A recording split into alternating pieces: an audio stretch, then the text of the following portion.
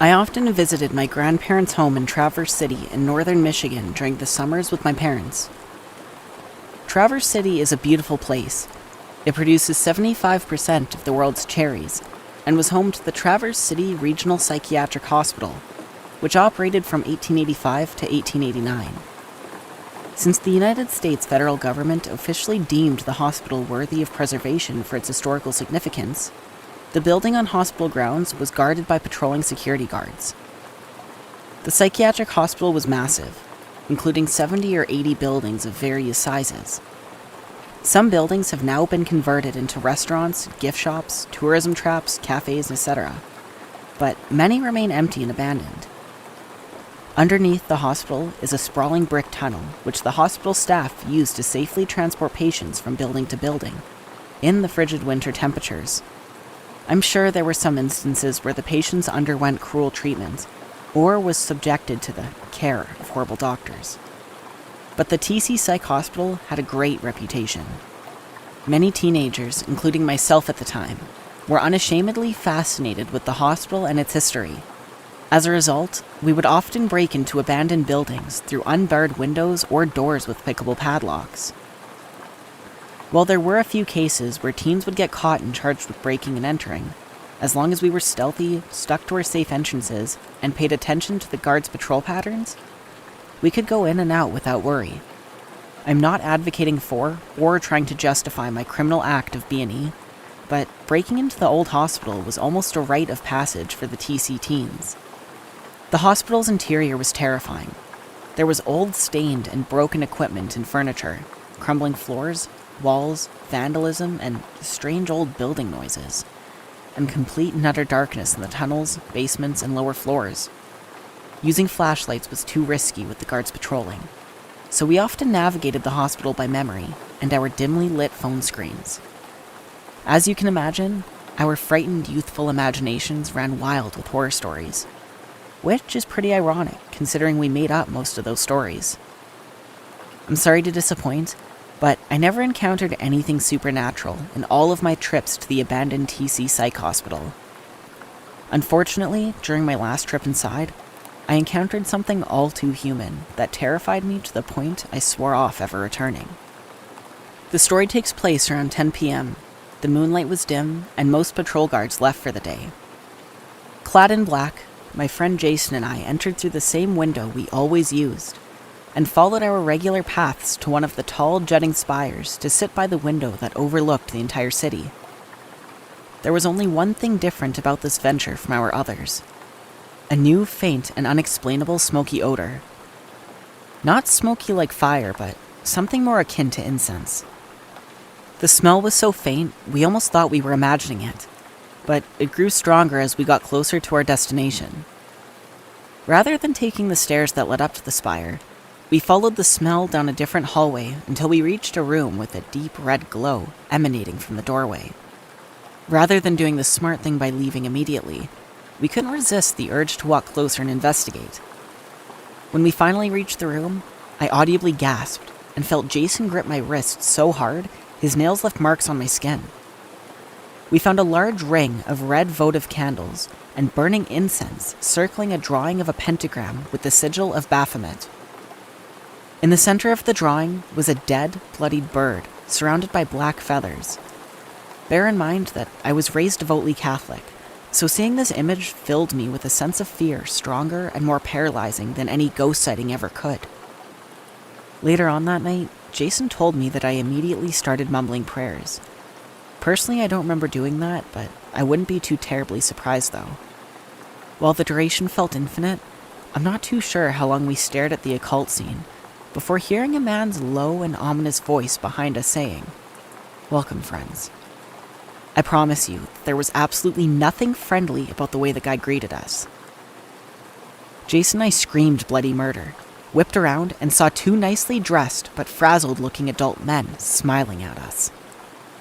The man in front of me held something in his hand, and while I can't say for sure what it was, I remember thinking it was a knife at the time, which it wouldn't be too crazy of a guess considering they recently sacrificed a bird. Jason and I sprinted past the two, and I felt someone's finger grab the back of my shirt.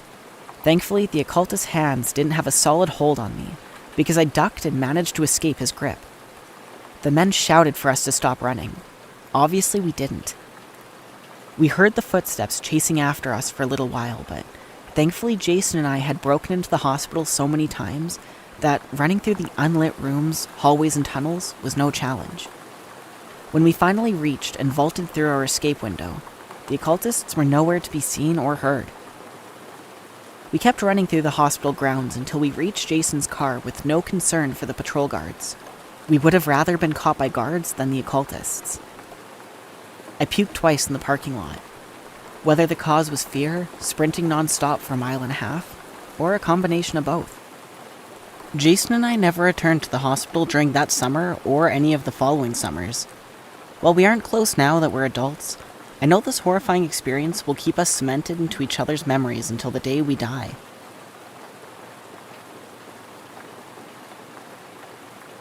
This started about 6 months ago. I was getting ready for bed in my room. It was maybe 10:30 p.m. My curtains were closed, so I couldn't see out the window, but I heard 3 hard knocks on the glass of my window. Of course, that scared the life out of me, so I didn't even look and ran to go get my dad. I made him look. I live with my parents and my 2 brothers in a fairly busy neighborhood, so noises weren't uncommon here, but this knock was directly on my window, so someone wanted me to hear it. The thing was, my bedroom isn't facing the front of the house, or the road, or anything. My room is actually towards the back of the house, so someone would have had to walk into the backyard in order to knock on my window, which seemed very odd. When I had my dad check, he opened the curtains, but no one was outside the window. He even went into the backyard to check, but no one was there. That was the first incident. I closed my curtains and brushed it off as me hearing things, or some sort of animal. The following night, at almost the exact same time, I heard another 3 knocks on my window. Immediately, I went and got my dad again, for him to just see nothing all over again. This time, I did not brush it off, and I slept in my parents' room on the floor. The next few nights, there was nothing. Until about a week later. I was home alone, and it was around 8:30, 9 p.m. I was on FaceTime with my friend, and that's when I heard 3 knocks on my window. This time I was home alone, so I couldn't go get my dad. I ran into their room and called them. They told me to call the neighbors and ask them to check since they were out of town, and I did. The neighbors saw nothing. The night after, it was around 1 a.m., I think, and I heard the knocking again. It wasn't 3 times, though, it was more. It woke me up out of a dead sleep. I was tempted to just go look out the window to see who it was, but part of me didn't want to know. I went and got my parents, who didn't bother to check at this point because they didn't see anything the last few times. I kept hearing the knocking for the next few nights after, to the point where I ended up sleeping on the couch. My parents decided to just let me move bedrooms, and so they moved my bedroom into what was the office. After moving bedrooms, I didn't hear anything. It was maybe for a good 3 nights, then I heard it again. The same knocking 3 hard times. This time, I looked out the window. I saw what I would assume was a man, or a very big-built woman, crouching down, wearing a gray hoodie and some dark jeans. I can't recall the color. It was dark, maybe gray or black. I closed the curtains, went and got my parents, and told them all about it. They informed the police. The police couldn't really do anything because we had no solid proof besides my words. They advised we get a camera facing my bedroom and around that area of the house, so that's what we did. I haven't heard any of the knocking since, but I do wonder who it was. Nonetheless, it makes a good story to tell.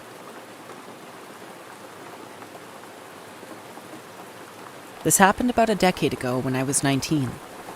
At the time, I rented an apartment in a west side neighborhood of Chicago with my sister. She was about a year older than me. We both worked hospitality jobs in the city, and we both had pretty robust social lives. So it was fairly typical for one or both of us to get home at weird hours, or be out all night. At this point in my life, I was pretty used to being catcalled walking down the street. I'd been flashed on public transportation a few times.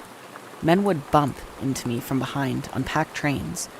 Basically, the usual amount of sexual harassment for a young woman living in the city. Not much fazed me. Of course, it was uncomfortable, But I was never truly terrified until one night. That night, I was coming home from work well after midnight. The train car I was on had been empty for most of the ride. One stop before mine, a man gets on and sits down in my cart. Reflexively, I looked up at this new passenger entering the cart. We made eye contact. Immediately after, I felt the hairs stand up on the back of my neck. I knew I'd made a mistake, that this might be interpreted as some sort of invitation. I quickly looked away, but felt him watching me as the train pulled away from the station. Since my stop was only one stop away, I decided to wait until the last second to stand up and exit the car, just in case he tried to follow me. Well, he did. He hung back about 30 feet at first, but I felt the gap between us closing and his footsteps getting louder. Then I hear him trying to catch my attention, saying, "Hey." He catches up to me and starts speaking to me like any other man trying to chat me up would. I still couldn't shake the feeling of genuine fear I had since first locking eyes with him in the train car. He asks me where I'm headed. I told him I was going home. He asked if there was anyone waiting up for me this late.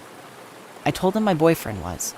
In reality, I knew my sister was working a night shift, and I was going home to an empty apartment. Then he pulled his shirt to the side, exposing a gun in his waistband. In a joking tone, he said he'd fight my boyfriend for me. I laughed along, but just kept walking. The street we were walking down is a pretty busy street. Even that late at night, I knew I couldn't let him follow me to my apartment. So when I came to cross the street, where I should have turned, I just kept going straight. Eventually, I had to walk far enough that I passed the stop where he had originally gotten on the train. He walked alongside me for a while, then dropped back to follow me for a while, and eventually stopped. I thought I would be relieved once I'd shaken him, but as soon as I couldn't see him anymore, only my fear was heightened. I still had to double back to my apartment somehow, and the trains had stopped running at 2 a.m. I figured he knew I'd walked too far and would have to turn around. So I thought it was possible he was posted up somewhere on that busy street waiting for me. I turned off and walked a few blocks north, and then started my less than a mile walk back west towards my apartment. The walk back was excruciating, since I was now off the main road. It was much darker and there was absolutely nobody around. I kept telling myself I had to get home safe for my sister, because she'd never be able to live with herself if something happened to me. I kept putting one foot in front of the other, and when I finally made it to my apartment and locked the doors behind me, I collapsed in a puddle of tears. 10 years later on, I've never felt fear again like I did that night. To this day, I've never told my sister about it.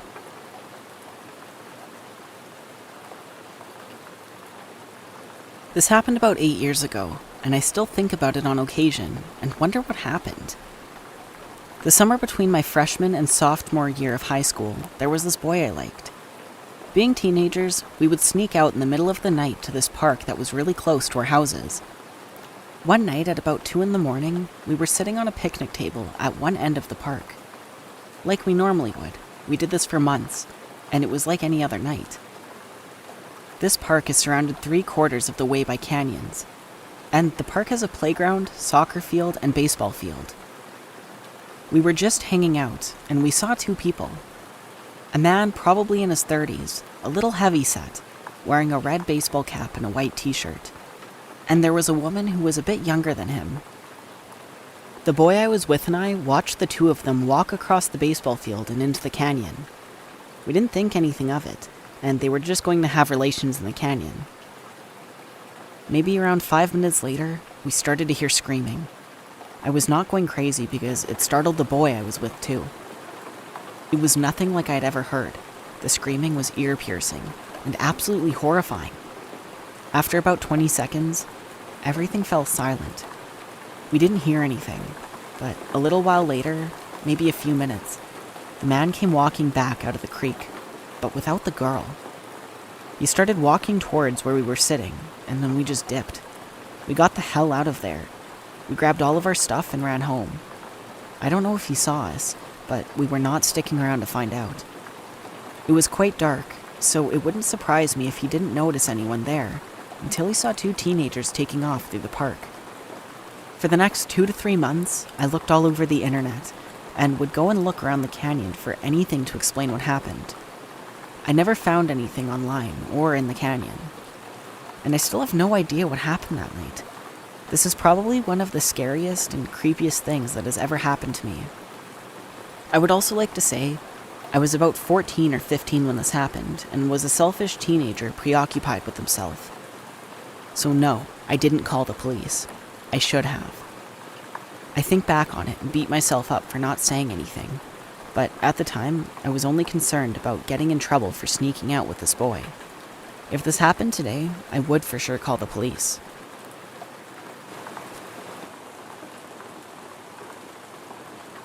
This happened to my mom maybe 3 years ago. My mom has now passed away, but she was maybe 40 at the time. She was a very pretty woman and looked young for her age. She often had total strangers propose to her. Everyone was pretty much obsessed with her. That being said, she was no stranger to dealing with creeps. One day, she was at Woodman's, a grocery store for those who don't know. It wasn't really in a bad area, but was close to a bad area and was right off the freeway, so it could be kind of sketchy.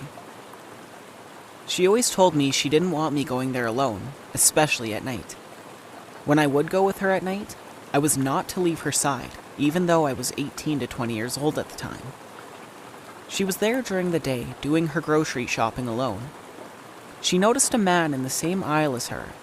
He was looking at her, and when she would turn to look at him, he would look away and act like he was looking at something on the shelves. Honestly, she didn't think much of it. As I mentioned, she has dealt with her fair share of creeps. So she grabbed what she needed and moved on to another aisle. This is when she noticed him again, in the same aisle doing the same thing. This time it kind of rubbed her the wrong way, but she went about her business and again moved on. The man kept following her throughout the store. Now, it's worth mentioning that my mom is not one to be messed with. She was very confrontational, never backed away from a fight. She has beaten the crap out of men, but also taken beatings from men. Usually, she carried a weapon. So as she's getting ready to check out, he's still following her. Now she's pretty pissed off and doesn't feel safe leaving. She alerted an employee who went to get a manager. My mom took this opportunity to tell him off, saying something like, "Can I help you? What the F do you want?" He replied to her by saying, "You look like the kind of girl who would look really good in someone's basement." At this point, she was not only mad, but absolutely terrified. The manager came, and while my mom was telling them about the guy and what he had just said, he ran off. The police were called, and they were able to locate him in or around the building. They escorted him off the property, but that was all. My mom was afraid that the guy was lurking somewhere, waiting to see her get into her car and then proceed to follow her. She ended up calling me in tears, saying she was afraid and if she was going to be followed or abducted, she wanted someone to know, so she and I stayed on the phone till she was home. It took a lot to shake or scare my mom, but she had really good intuition, so for her to be as shaken as she was, he had to be as creepy as they come. And his comment only further proved that. In the end, she was okay, but I can't imagine what would have happened if she didn't tell someone, or if he did wait and followed her home. My parents divorced in 2006 when I was 17, and they split right before their 18th anniversary. It was a long time coming. My dad sustained a head injury 4 years prior, so his drinking and drug use went from a lot to a cyclone of crazy. So my mom risked it and left. Dad left and we remained in the same house, and we had moved from our small town to a city near our state's capital. It was weird.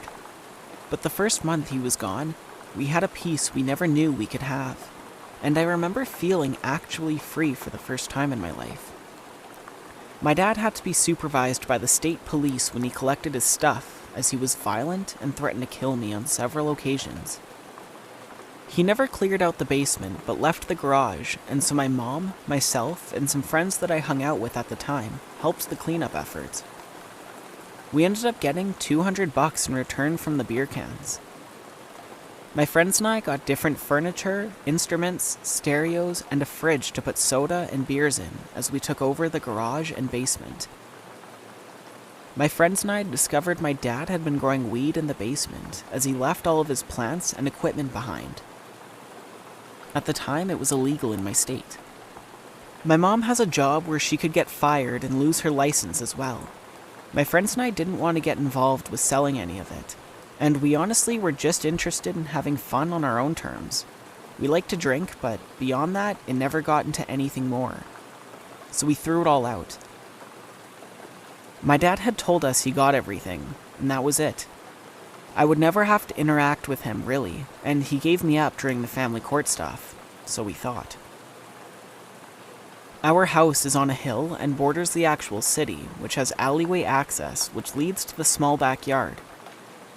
The basement access was outside only, and was kept with a padlock, and the door itself was pretty sturdy. The house was next to a diner and a storage garage, so everything was closed after 5 p.m. There was other houses on the street as well, and is a main drag that connects you to a small highway. I don't remember when it started, but I recall my dad would call the house nightly, drunk, and accuse my mom of cheating, as he was already living with another woman at the time as well. Then we started having people prowl around the house. It started very subtly, until my special needs sister started seeing a ski-masked man out her window. I would often chase someone away with a bat some nights, alone by myself, or watching my sister as my mom had to work multiple jobs. I started working as well. I would often wait up most nights and would just patrol making sure everyone was safe, and most nights it was nothing. I developed a good layer of trauma from all of this, and a caffeine addiction, as I was always on alert. I had suspected a few of my dad's friends, especially since they were very interested in the basement. I am not a small person. I'd given up playing football and had trained to play for a D1 school, so I was still fresh from all of it and was still very strong. One night in particular, I remember being awoken by my bedroom window being tampered with. I looked and saw a man in a ski mask trying to open my window with a large hunting knife in his mouth. I snuck down on the floor and crawled out of my room and into the living room. I grabbed the bat I kept by the front door. I got my shoes and jacket on as it was winter. I snuck outside and confronted the man who I recognized as one of my dad's friends. He started talking crap and making fun of me, but I warned him he needed to leave or I would hurt him. He took a swing at me with the knife, and I pulled back and cracked him on the shoulder as hard as I could. I could hear bones break. I watched his shoulder move in an unnatural way as he fell down in the snow. I got on top of him and started punching him over and over, taking the ski mask off. My mom and the neighbors came out as he stopped moving and was unconscious. It took my mom and 5 others to pull me off of him, and they had a hard time. As we waited for the cops, he came to and managed to get up, and he tried to run but was having a hard time. A car came and he hopped in and took off before we could stop him. This was before Ring doorbells and most people had security systems. We all gave our story, and the cops took his knife, and that was it. Things were quiet for a while, before it started again that summer. I had cornered the same guy in the dark in that small yard. He yelled out that he wanted his equipment from the basement, and I told him I tossed it, and he charged at me. I picked up a large garden brick we had piled back there and tossed it over at him and hit him in the same place I did months prior. I heard bones break again. This time, I sat on him as he kicked and screamed. My mom called the cops and they came and actually arrested him. They told me that I had broken his collarbone and that he wanted to press charges. Nothing ever came of it, and after which the whole situation ended up blowing over and it all stopped. My dad admitted he was involved and wasn't sorry that he pitted these men against his kids and ex-wife. This altered my relationship with him. I saw that man during the pandemic as our city had a lot of public gatherings and such. And while I'm not the same person, I was very happy to see him have a level of healthy fear. This happened to me and my current boyfriend about 2 years ago. We live in a city that has a main downtown area. The main city is pretty liberal, but once you get out into the county, it can become quite the opposite. That being said, the main city, and especially the downtown area, has a pretty bad homeless problem that has only gotten worse over the years. For the most part, the homeless population is pretty harmless. They know the good spots to hang out. A lot of the times, they just smile at you, and I always smile back. Sadly, there has been an increase of incidents, infer what you will, in the last few years with the rise of overdoses and more addictive street drugs. I was living in the main downtown area at the time, having just recently graduated college and wanting to be closer to the nightlife. My best friend that I met in college and I were roommates. We have an apartment right in the middle of downtown. It was the perfect setup. My boyfriend, let's call him Jack, happened to just live 1 block down, and then 5 or 6 blocks south of that. It was about a 10-minute walk, give or take. It was even closer to the heart of downtown as well, so you can imagine how convenient that made it for hanging out, and also not having to take a car and worry about parking. One overcast Sunday morning, my boyfriend and I woke up at my place and decided to walk over to his so that he could grab some things. We had walked the majority of the way. It really was just a straight walk on the sidewalks the whole time. We were on the right side of the road with the street to our left. We're not even 1 minute away from my boyfriend's place when I notice something ahead that makes me feel a bit uneasy. First off, there's a guy walking in front of us in the same direction we are, with his back to us. I can see that he has both earbuds in. He's walking at about the same pace, so we aren't about to run into him or anything. In front of him, facing and walking towards all of us, is a different guy. He had a small frame, was maybe 5'8", wearing dark pants, a red sweatshirt with his hood up, and a backpack. Even though his hood was up, I could see his face. Some short black hair poked out, pale skin, and these black, beady, crazy eyes that I'll never forget. I assumed him to be homeless, as it was in an area that was popular for them. Now, he wasn't looking at us, but rather the pedestrian with the earbuds in who happened to be closer to him and in front of us. All of a sudden, I see the homeless guy run and quite literally rush the pedestrian in front of us. Like, ran up and then stopped about half a foot from this poor dude's face. Since the guy had his headphones in, he probably just wanted to mind his own business and walk home quietly. He was clearly taken by surprise and stopped and took one of his earbuds out to see what this crazy dude wanted. While I'm a risk taker, I don't like putting myself in the wrong place when I don't need to be. This freaked me out and I didn't want this guy to notice us and come at us next, so I stepped left off the sidewalk and into the street.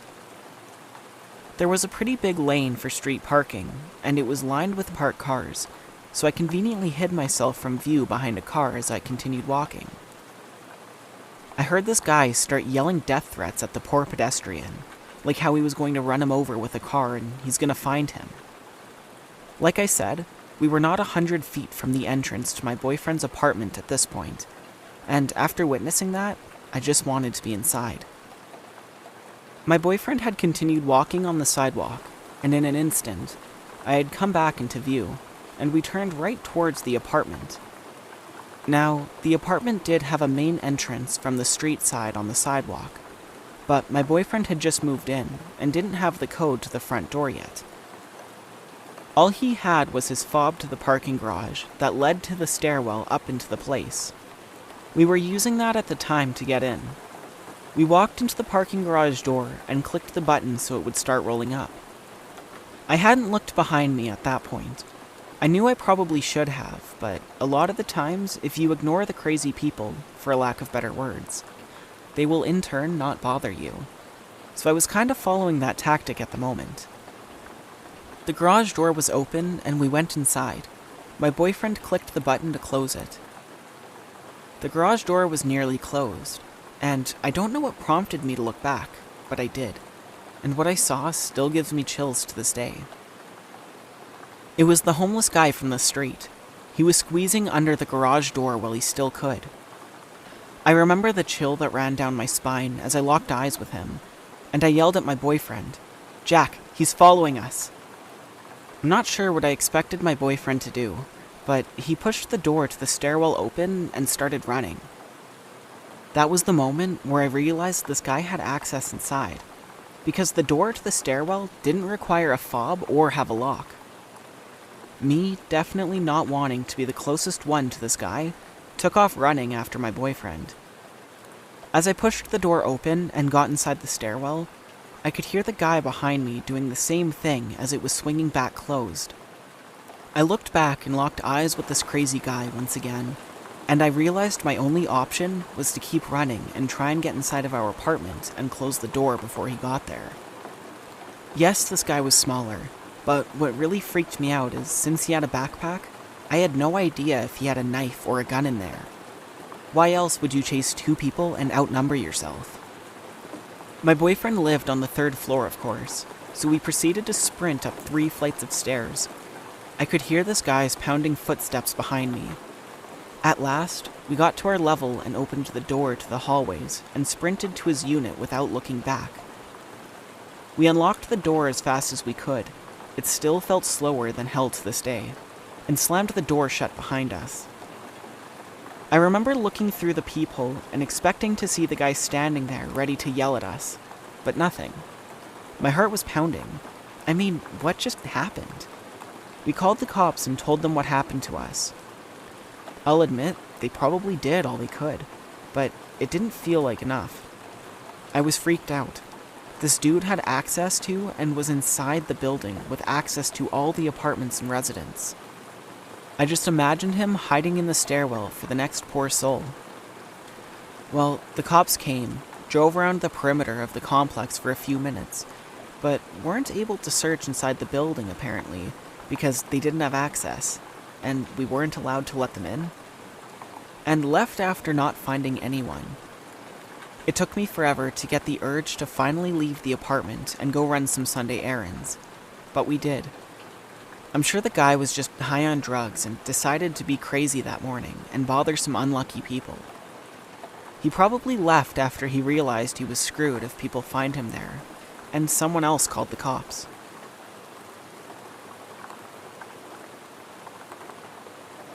This story happened recently, and for some context, me and my friends are teens that like to explore and do stupid things like normal teenagers do. We found this tunnel that had a drain under a busy road. We had to crouch and sit on our skateboards to explore it since the height of the tunnel was short. As we were going deeper into the tunnel, it gets pitch black and the flashlights from our phones could only reach about 5 feet in front of us. So we were blind to what we could come across until we were very close to it. In the tunnel, I remember the wall was painted in all red and had sheets of metal with white handprints connected to clothespins. We decided to keep going until we reached what we thought was a dead end. It was not. On the left was a more square tunnel compared to the rectangle shape we were in. In the distance of the connected tunnel was a bright light coming from the outside, shining from above onto a red shopping cart with belongings on it. We slowly inched towards the light where the shopping cart was. The light turned out to be a big hole in the ground that we could crawl out of if we needed to escape. As we were about to pass the shopping cart, my friend was in the lead and was too scared to go forward anymore. It was pitch black, 5 feet from where we were. I decided to take the lead and kept going. I stepped past the shopping cart and stopped. I don't know what it was, but I was afraid. I had a gut feeling something was back there. I slowly moved back. I stopped. I swear I could have saw something moving from the deep dark of the tunnel. Before I could put everything back together, a loud echo of someone pounding an object on the walls of the tunnel struck me back, causing everyone to freak out and crawl out of the escape hole. Once we got out, a homeless man ran to us, asking what we were doing down there.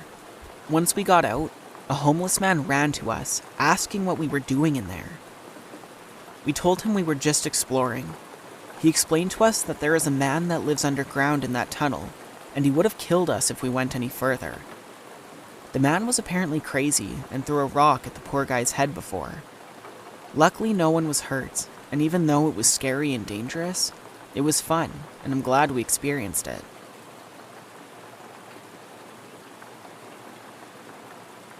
This event happened when I was 16. Currently, I'm 18.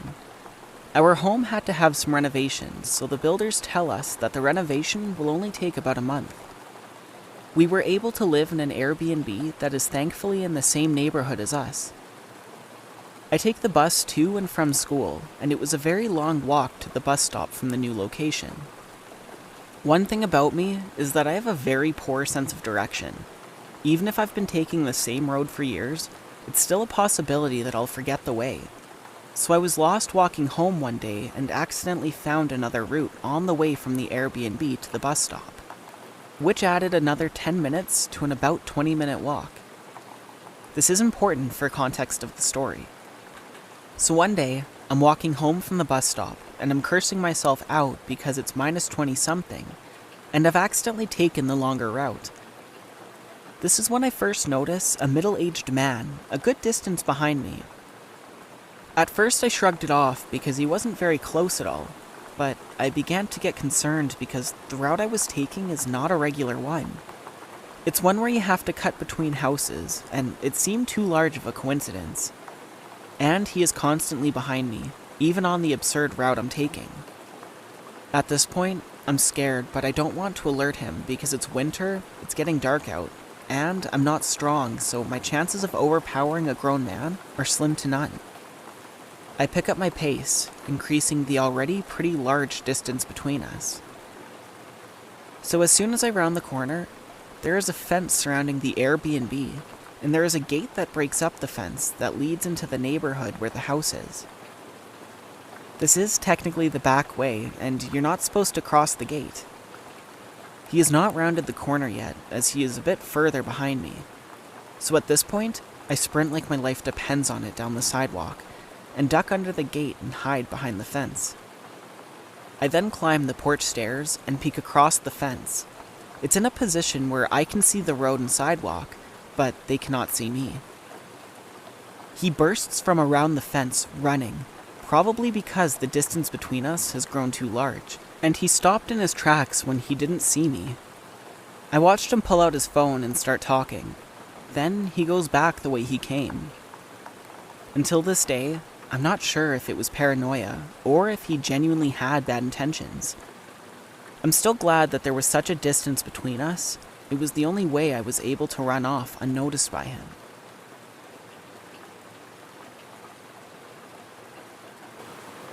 I worked as a flight attendant for a few years. I was born and raised in Texas, but moved to New York when I was 21. So when I found out at the beginning of a weekend-long trip that I would have a couple overnights in Austin, I was super excited to go to my home state for a few days. My brother lived just north of the city, and we planned to hang out and go to dinner the night he got off work.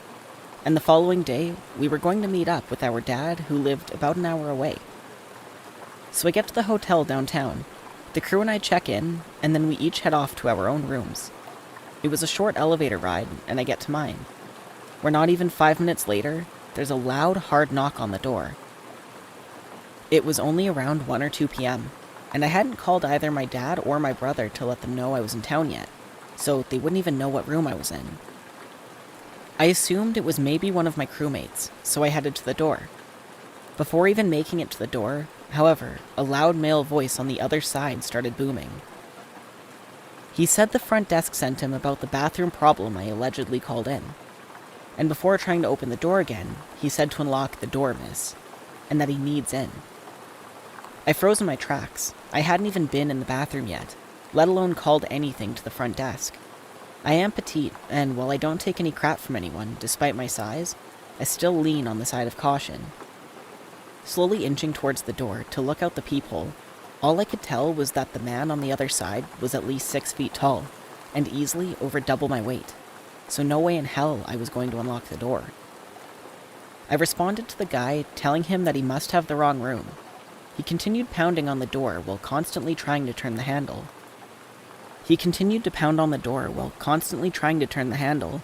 And he was telling me no, he needed in and he was getting in the room one way or another. I panicked, but thankfully had the sense to grab the phone and call the front desk. The concierge confirmed that they had neither sent anyone up to my room, nor had they received a call about the bathroom. The entire time, this guy was still determined to get into my room, pounding and yelling. Lucky for me, though, the front desk had dispatched security to my floor. When the security officers stepped off the elevator a few seconds later, I can hear them in the hall approach and ask the guy who he was, what he was doing, and telling him he needed to leave the hotel.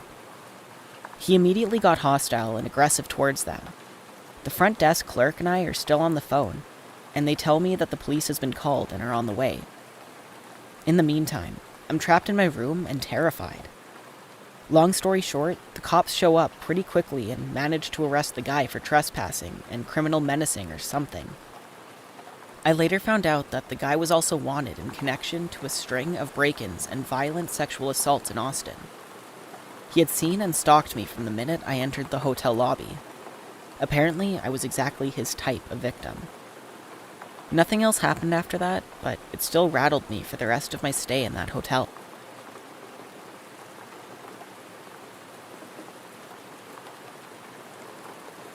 This happened a few years ago, and that's important for later. I was walking my dog like I always did. We stayed in a small part of town where nothing ever happened, and most people would be in past 7. I used to walk my dog every evening, around 6 p.m., so not many people were out, and I walked him that way every day. I usually went with my mom, but that night, I went by myself because my mom was busy. I was walking by the main road, and the other side of the path was a shop. My dog decided to do a poo on the ground right outside the shop. Embarrassed, I picked up the poo and saw a silver car pull up and stop right outside the shop. At first, I thought it was someone stopping to go into the shop. I picked up the poo and stood up straight and was about to continue walking when the man in the car rolled down his window and said hi to me. I could hear he didn't have an English accent and thought he must have been on a holiday and needed directions. In the passenger seat was another man holding a notepad and pen, and in the back was a dog cage. I said hi, and he asked me where a certain hotel was. I told him where, and he thanked me, and when I was about to walk away, he asked, "How much for the dog?" I stopped and looked at him confused, and he asked again, "How much for the dog?" I told him she wasn't for sale. I noticed the man in the passenger seat was writing something in his notebook. The man laughed and said he loves dogs, and then asked, "How much for you then?" Him asking how much for the dog was creepy, but this was beyond creepy. I said that I'm not for sale, and laughed awkwardly, and again, the man in the passenger seat wrote something down in his notebook. He laughed back, and I said I had to go and started to walk fast back home. When I turned around the corner, I looked behind me and saw the car was following me. I didn't want to go home because then they would know where my house is.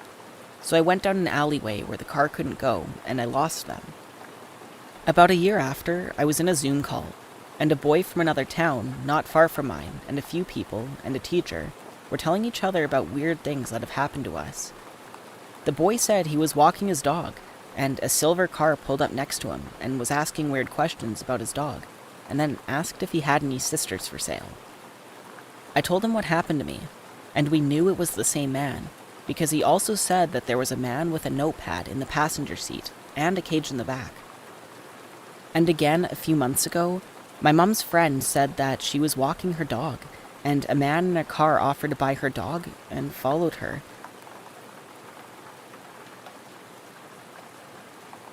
This happened last night. I was almost home after a long day of traveling, and it was approximately 1 a.m. as I rounded the corner and stopped at the intersection right near my home. The light was red, and I slowed to a stop. Out of the corner of my eye, I saw 3 people on the sidewalk. They were all dressed in black, and wearing white face masks or face paint, or a combination of the two. One was crouched on the ground, while the other 2 were standing crooked. They were as still as statues when I came to a stop. But when I looked at them, they started crawling and walking towards me. I was exhausted, and apparently my instinct in moments of terror is to just laugh and shake my head like it was a joke. They were super close to my car, but Thankfully, the light turned green, and I was able to get out of there before they reached my car. Since you could see the corner of my house from the intersection, I ended up just driving for quite a while and then turning around once I felt like enough time had passed. I didn't want them following my car and pulling into the street I live in. I would imagine it was just some teens pulling a prank. Afterwards, when I was thinking about it, it was a school night, and most people wouldn't be having sleepovers in the middle of the week.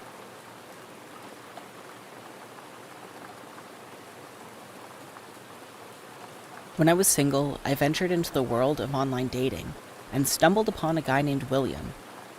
Our initial interaction seemed harmless enough, and we exchanged messages. But one day, things took a bizarre turn, and when we exchanged numbers, he initiated a call. During our conversations, he adopted an unsettling demeanor, referring to me as his pet, and subjected me to weird intelligence tests. Despite passing the tests, his behavior grew incredibly strange. One particularly alarming proposition involved his desire for me to visit him and star in a homemade horror film, where he envisioned me as a belly dancer performing in scenes of questionable nature. One of the chilling scenarios was of bathing with him in a tub of what I would hope is fake blood. One of his unsettling ideas was to lure me into the woods and experiment with hypnosis using an emerald necklace. Feeling terrified, I made the decision to sever ties with him. As I went to his profile to block him from further contact, curiosity led me to go through his photos first. What I discovered only fueled my unease. He was a bald man covered in tattoos and wore creepy white contact lenses. He would also pose in unsettling scenarios. He would be in blood-covered garages while wearing a ski mask. Now, without hesitation, I blocked him, hoping to leave this creepy encounter behind me. Years later, just when I thought I had escaped his eerie presence, fate threw me an unexpected curveball. While I was driving home from the mall, a vehicle pulled up beside me. To my horror, it was William. His eerie grin and knowing wave sent shivers down my spine. I watched him as he sped off, and the memory of our conversations and his eerie demeanor came flooding back to me. That night, I made sure all my doors were locked, and I double-checked the windows. I couldn't help but wonder what could have happened if I agreed to meet him in person, but I was grateful my instincts led me to block him after all those years. From that day on, I was more cautious about who I interacted with online, realizing that not everyone is who they seem to be. I'm a 24-year-old male, and I've lived on my own for about 2 years now. I have a very small bungalow, and I'm able to pretty comfortably afford it. In this bungalow, I have an attic area. At a guess, I'd say it's about 5 by 5 meters in size, and you can only really stand in there in the very center. Anyway, I work the night shift at a factory, so I usually get in at around 8 a.m. I was coming home last Thursday during a heavy storm, and I got in the house and just went to sleep. When I woke up, I went on my phone. I was so tired I didn't check any of my notifications. I have a Ring camera outside my door, which shows me anyone who would have come into my house. I saw that it had been tripped at 7:42 a.m. I got into the house around 8:10, 8:15.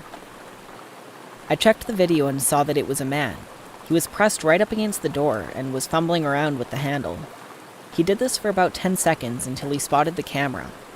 Once he did, he very quickly scuttled away. This unsettled me, but didn't entirely creep me out or anything. I got up to go make some food, and discovered in my kitchen, my back window was open. I of course instantly began to have the thought of a home intruder, but slowly chilled out as I convinced myself I had left it open. The rest of the day consisted of this, just noticing small things that didn't seem right and scaring myself. And it was all up until this point. I leave for the shift at 10 p.m., and I was watching some TV at 9 o'clock-ish. I spotted something that made my heart leap into my throat. Out of the corner of my eye, I could see it. My attic entrance was slowly being slid open. I can so vividly remember that I began questioning my sanity. Surely I was just hallucinating or something. I looked over at it and absolutely saw something that made me so much more scared. I saw fingers wrap around the hatch and began moving it more. I didn't know what to do. I could feel the panic beginning to really get to me, and I wasn't sure if I should leave the house and call the police, or if I should try and yell at whoever was up there. I chose a mixture of both. I began dialing 999 and ran to my bedroom where I could lock the door. As soon as I began running, I heard the hatch almost get torn off, and I arrived at my bedroom door. I looked down the corridor and watched for a second, seeing only a slice of the blackness in my attic, and I saw the human hands still holding on to the sides of my ceiling. I started yelling that I was calling the police and that I have a gun.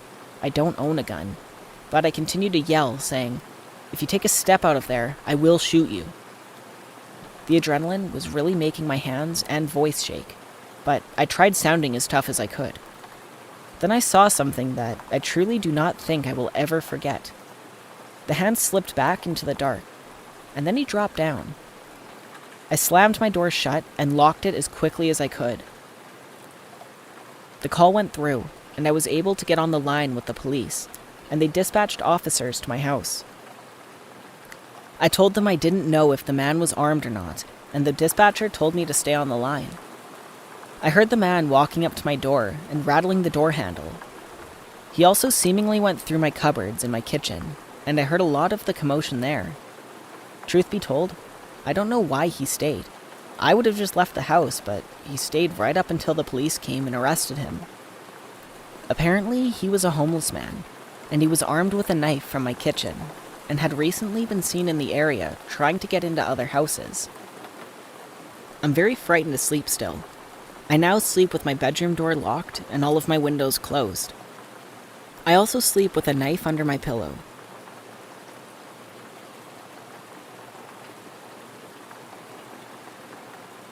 I am very distraught right now because I've been seeing this woman almost everywhere I go, and I have no idea if this is happening by coincidence. This whole situation started somewhere around May 2022, where me and my son Isaac were at the local park. We were just doing our own thing. My son was just playing with some other child at the monkey bars when I saw this woman approach me. She had red hair, I'm pretty sure it was natural, and her face seemed tear-stained. I became concerned, and I thought she was crying. I proceeded to ask her what was wrong and if she was all right, but she kept staring at my son. The more she looked at him, the more she sobbed. Then, all of a sudden, she sprints towards him, screaming, "Michael."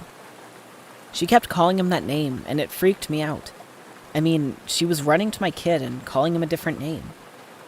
My son and the other child got scared, and I approached them before she did, as I was faster than her. I then screamed at her to get lost, but she just stood there as I held my son, and she seemed pretty enraged. She then muttered some things, but I couldn't hear her as she stomped away.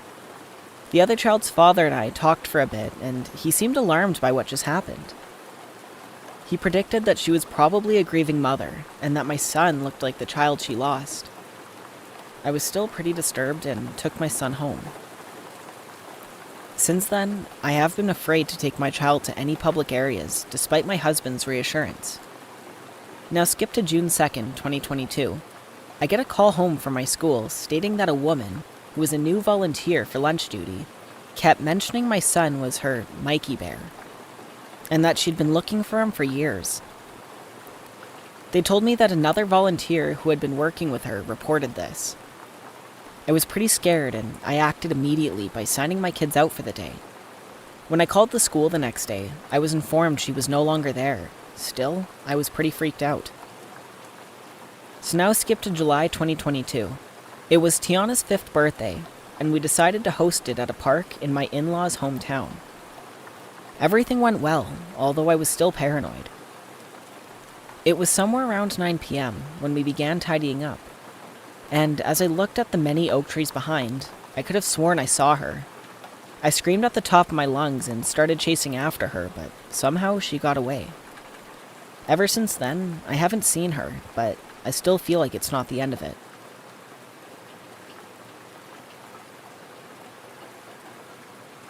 This happened almost 25 years ago. way before cell phones were a thing. When I was 17, my brother, who was 13 at the time, and I were traveling in northern British Columbia in mid-November. This is important as the darkness this time of year in the mountains is absolute. We were in the Pine Pass between Chetwynd and Prince George, BC. Anyone who knows this area knows how desolate it is. I'm talking hundreds of kilometers between gas stations and any kind of people and buildings. We were just about at the Powder King Ski Resort turnoff, and it was getting late. We pulled into a roadside turnout around 10 to 10:30 p.m. because I was super tired. I pull in and park near some tourist signage, lock my doors, and put my seat back to sleep. I fell asleep when something snapped me awake. To this day, I'm not sure what it was that woke me up. I was looking around trying to figure out what was happening when all of a sudden, my car was surrounded by 4 or 5 men. They started yanking on the door handles, trying to get into the car. I'm not sure if they saw I was awake or not, but I sat up and slammed the car in drive and peeled out of there. I'm not sure if I hit one of them or not, and I didn't care to check. I didn't stop again until we got to my aunt's house in Prince George. This was one of the most terrifying times in my life.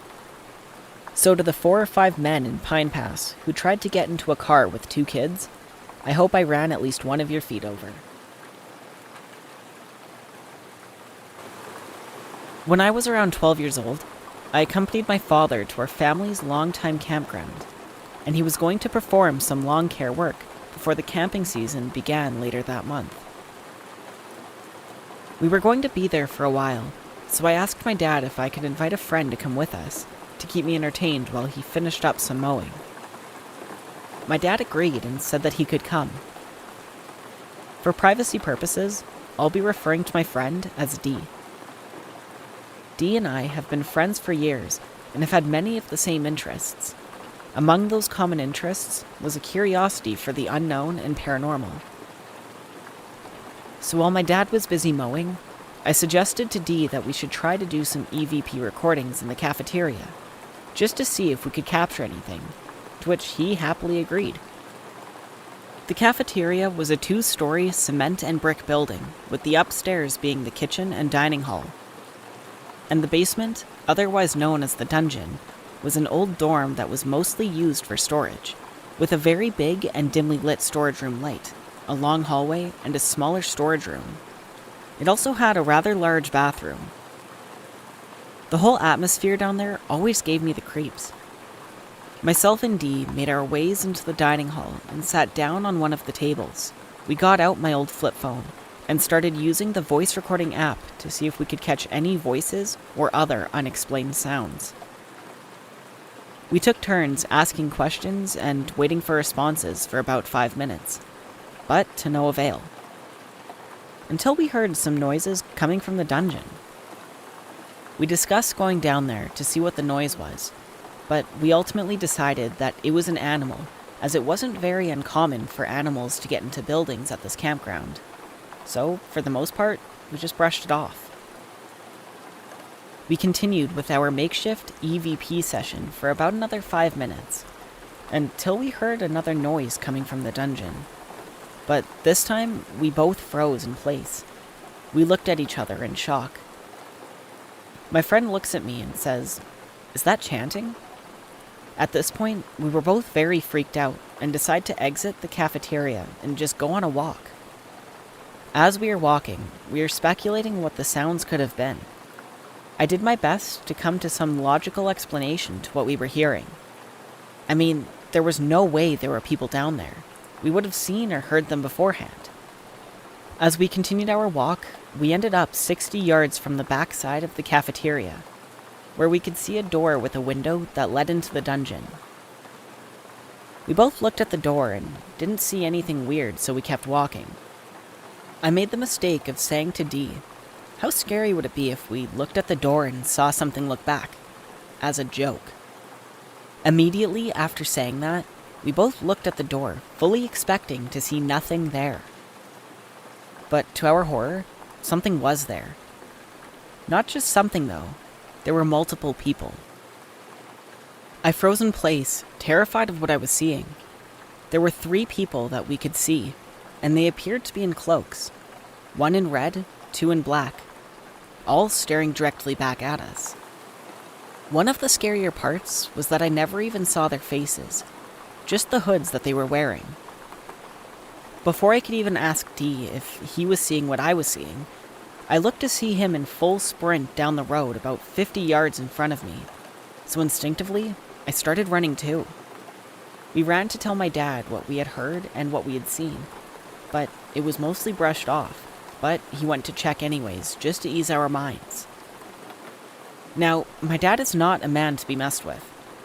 He was a 6-foot cop and almost 300 pounds. So just his sheer size would have been enough to intimidate or scare someone off if they were trespassing. My dad went and checked the dungeon, and we watched from a distance. He came back out saying that everything was fine, and he didn't see or hear anyone in there. We were still a little freaked out, but glad he said there was nothing to worry about, and that nobody was there. So we continued with our day until it was time to leave, but steered clear of the cafeteria. Flash forward now about 8 years, and I'd mostly forgotten the whole thing. My older brother is about 7 years older than me. We were up late one night, sitting on our parents' back deck, just reminiscing about the times we had growing up. We eventually got talking about the spooky stuff that had happened to us, and that brought us to talking about our experience at the campgrounds. I proceeded to tell my brother the story about D and I seeing and hearing the people in cloaks in the dungeon. My brother then gets a very perplexed and somewhat scared look on his face, and says to me, "You're joking." To which I said, "I'm not. You can ask D. He'll tell you the same thing."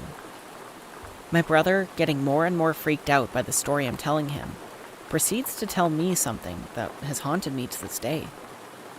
He tells me that when I was about 2 years old, a satanic cult had broken into the campground. The cultists had gone through every room in the church and gathered all of the Bibles. They had taken them to a field which was directly on the other side of the road from where myself and Dee had seen the people in the window. He tells me that they burned a massive pentagram into the field, piled all of the Bibles in the middle, and set them on fire. The next day, a couple workers had gone out into the campgrounds to do some regular maintenance and found what had been done. They called the police, and according to my brother, they not only found the pile of burnt Bibles, but they also found the remains of dead animals all around in a ritualistic pattern. Nobody had heard or seen anything more about the cult since then, until I told my dad and brother what Dee and I had experienced. Flash forward to today, so 11 years since what we experienced, and nobody has seen or heard anything that we know of.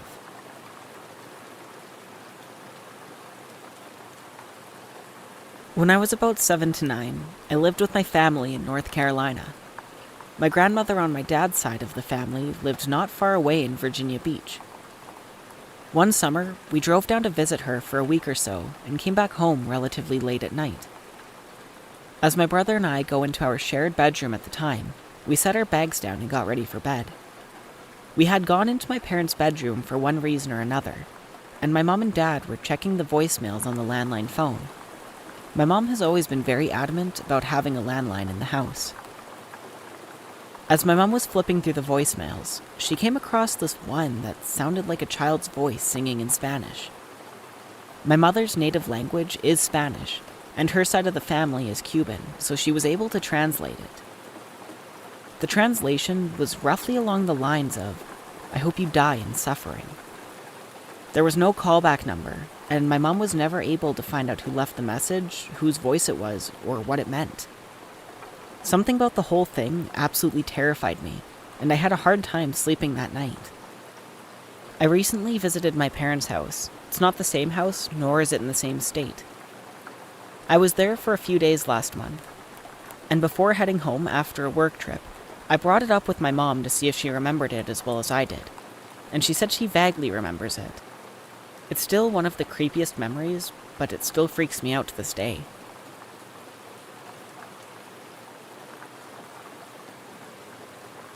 Back when I lived in the rural Midwest, so about 10 years ago, I lived in a house right off the highway. My house was right between one town and another, almost right on the county line. Our house had a big circle driveway. If you drove in the driveway, you would be going straight towards our barn. If you curved right, you could pull into our garage. If you went past the garage, you could circle around in front of the house and pull back out where you started. Our house had 2 large double doors in the front, which we rarely used. We always used the door that was inside the garage. One night, it was very late, and my doorbell rang. My husband, my 3-year-old daughter, and I were all asleep. It woke me up, and I thought I was dreaming. And then it rang again. I woke my husband up. He thought I was hearing things until it rang again. It was very dark outside, but we have dusk to dawn lights, so most of the driveway is pretty lit up. Unfortunately, you can't really see through the front doors unless you open it and look out.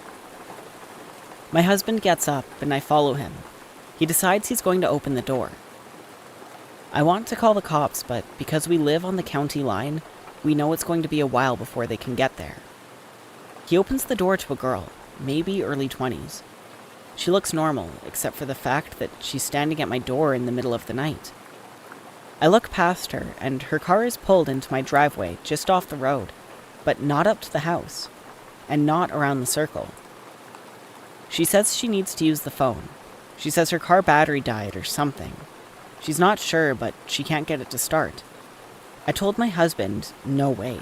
This is how horror movies start, and we offered to call the cops, which would be the county sheriff. She asks over and over, but I'm not letting her in. We tell her we will call, and she kind of stomps off. She walked back to her car, maybe 50 feet. I'm a bad judge of distance. I can see her car, and I can see her. I called the cops, and they say they will be there as soon as they can, about 15 minutes. They don't sound very concerned, and at this point, I'm not really either. I mean, she's just a girl. She probably does have a dead battery. She opens the trunk, no light comes on. She rummages around the trunk, then the driver's side door opens, and out steps a guy. Then the back passenger door opens, out steps one more guy. They all rummage around in the trunk, no lights on. I can't hear anything. I can't hear them talking, and I can't tell what they're doing. They all got back into the car. Now at this point, maybe 5 minutes have gone by, and I'm silently praying that the sheriff puts his foot on the gas and gets here quickly. But I know it's going to be another 10 minutes or so. They just sat there in the car with the lights off, not moving. I can't see them when they're in the car, but I know they're in there. I know they didn't get out and walk past the house because they would have to use the walk right under the dusk to dawn light. Then I see something. Someone walking towards the car from the right, coming from the direction of the barn. It's a man. I have no idea who this man is. We don't have a neighbor for at least a mile, and he's coming from the back of the property, which ends in a creek. He walks under the dusk to dawn light, straight to the car. He doesn't look at the house. He just walks to the car and gets in the back. The car starts up, they slowly back out of my driveway and head north. The cops arrived about 10 minutes later, and at this point, I'm freaking out. They search around and can't find anything. They asked us if we got a license plate, but they were parked too far away. They told us to call if they came back. And my husband goes and gets his shotgun from the shop, which was on our property, and we tried to go back to sleep. They never came back. I don't know who those people were, and I don't know what they wanted.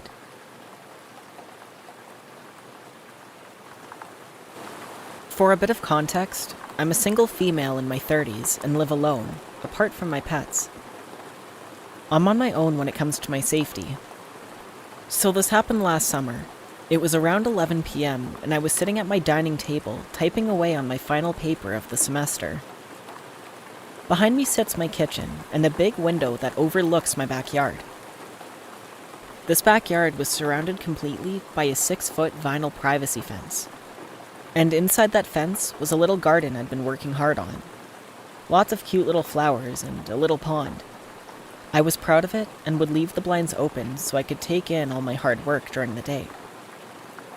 I was caught up in my paper that was due by midnight, and since it was late, the dogs were snoozing away nearby. My concentration was broken by very sudden, very loud, and very deliberate tapping. I froze completely, and it dawned on me I'd never closed my blinds.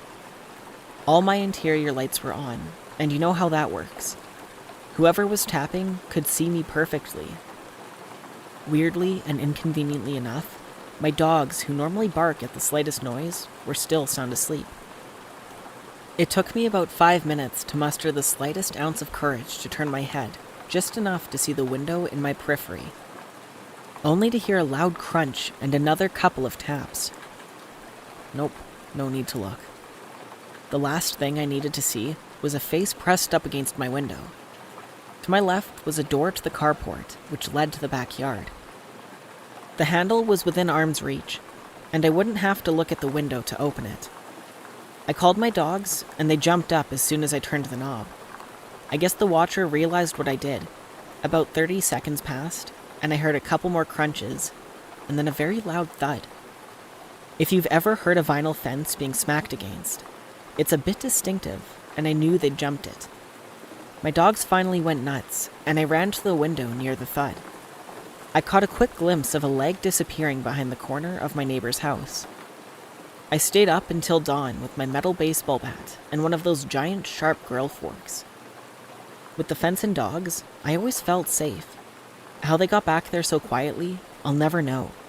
I've lived here my whole life and never had anything happen, so this has shaken me. Whoever that was wanted me to know they were there and definitely wanted my attention. I've since installed multiple cameras and motion lights all around the perimeter. It's been quiet since. I feel better, but that illusion of safety has all but disappeared.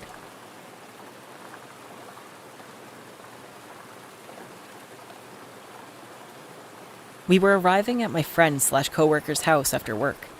There were 5 of us, with her boyfriend already at home. It was around 10:30 p.m. As we entered the small duplex, I locked the front door behind me from habit. Not even 30 seconds after I made it to her bedroom, which was only 5 feet away, I hear someone trying to open the front door. I proceeded to ask if she or her boyfriend was expecting anyone else, and they said no. Her boyfriend went to the door as the person outside started knocking. We looked outside to see someone with a hoodie pulled all the way over where his face was obscured from the side. Her boyfriend asked through the door what he needed, and he answered that he was locked out of his house and just needed to borrow a phone.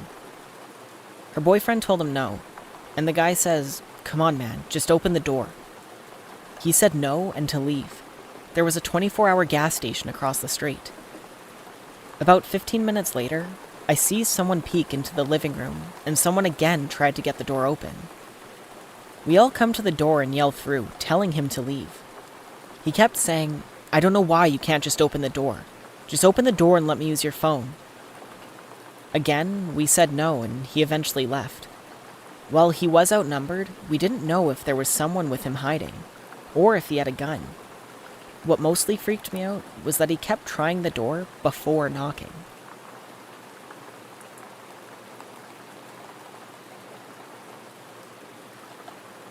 This happened about 4 years ago. I had just graduated from high school and was a month and a half into summer break. Needing money for college, I began working full-time for the school district I had just graduated from. Due to a music festival I wanted to attend, as well as monetary concerns, I did not go with my family to North Carolina. Which was fine by me. What 18-year-old doesn't want a house to themselves for a week? Anyways, my parents' house is out in the country, so I had little to no fear about my neighbors complaining about parties, or being bothered in any way whatsoever. But I was wrong. I often take the back roads home from my friend's house, but on that night, I decided I wanted some McDonald's, so I took the main drag and came home on a different route. This way takes you past a mechanic's shop, not a mile away from our cul-de-sac. It was between midnight and 1 a.m., and as I passed the mechanic shop, I noticed a car's lights turning on. Or I should say light, for the car only had one headlight working. I remember thinking that it was strange that this car all of a sudden turned its lights on as I was passing, and began to become even more concerned when it pulled out behind me. But I tend to be paranoid by nature. Nothing serious, but I always question if the person behind me is following me, or whether if they mean me harm. So I brushed this off as an unfortunate coincidence. But as I neared my street, the car was still tailing me, and I started to become freaked out. I looked at my gas tank, and my heart sank when I saw that it was on empty. Either I pull on my street and go home, or I risk driving around and seeing if this dude follows. Yet, that option held the risk of my car running out of gas and leaving me stranded on the road. I figured I would take my chances on my own soil rather than the side of some dark and lonely country backroad. So I turned onto my street only to have my heart sink when the one headlamp car made the turn right behind me. At this point, I know I'm screwed. With nothing left to do, I began pulling up my driveway. It's a hill about 100 yards long, and to my utter horror, they began to follow me up. Looking back, I should have called the cops, but I was too caught up to even consider calling them. If my family would have been home, this never would have happened. I could have called my dad and he could have grabbed his gun. But he, along with the rest of my family, were gone, 12 hours away at the beach. When they began to drive up my driveway after me, I stopped and put my car in reverse. They responded by reversing as well, yet they stopped at the bottom, effectively blocking my driveway. At this point, I pulled forward again, only to have the same song and dance happen. They followed, I reversed, they reversed and sat at the end, blocking my escape. I quickly pulled up and turned my car around and came at them head on. By this time, they were halfway up my driveway, the furthest they had come up. Looking back, I was terrified, alone and angry. Who did this person think they were? With my brights on and shining right in their face, I opened my car door and got out. I pulled out my pocket knife and grasped it in my left hand while I grabbed my hammer in my right. In some weird, desperate mindset, I made a split decision to grab the hammer from the head with the handle sticking out. My hope was that it would be mistaken as a gun. I began yelling and pointing my hammer at the car, screaming at them, and all I could do was pray that they would fall for it. Part of me believes that they thought it was a gun due to my brights being behind me, making my whole front side a shadow. But they could have just not wanted a fight. Maybe they just thought I was a girl or was timid and wouldn't resist so aggressively and violently. Who knows, but it worked. They slowly backed out of my driveway and crept around the cul-de-sac. As they were leaving my street, I ran after them and was hiding behind my neighbors' houses. And at every driveway, the car would slow down to a near stop, as if it was scoping out the houses. Thankfully, they didn't pull into any driveways, and they turned off my street altogether. As I was safely in my house, I ate my McDonald's by the front window with all of the lights turned off, waiting to see if they'd come creeping back. And thankfully, they didn't. But that night, I locked every door in the house, which I always did anyways, and slept with a hammer, machete, and baseball bat next to me, with my pocket knife under my pillow. It was complete overkill, but I was terrified. Now I know where my dad keeps his gun, and if it ever happens again, I'll be better prepared.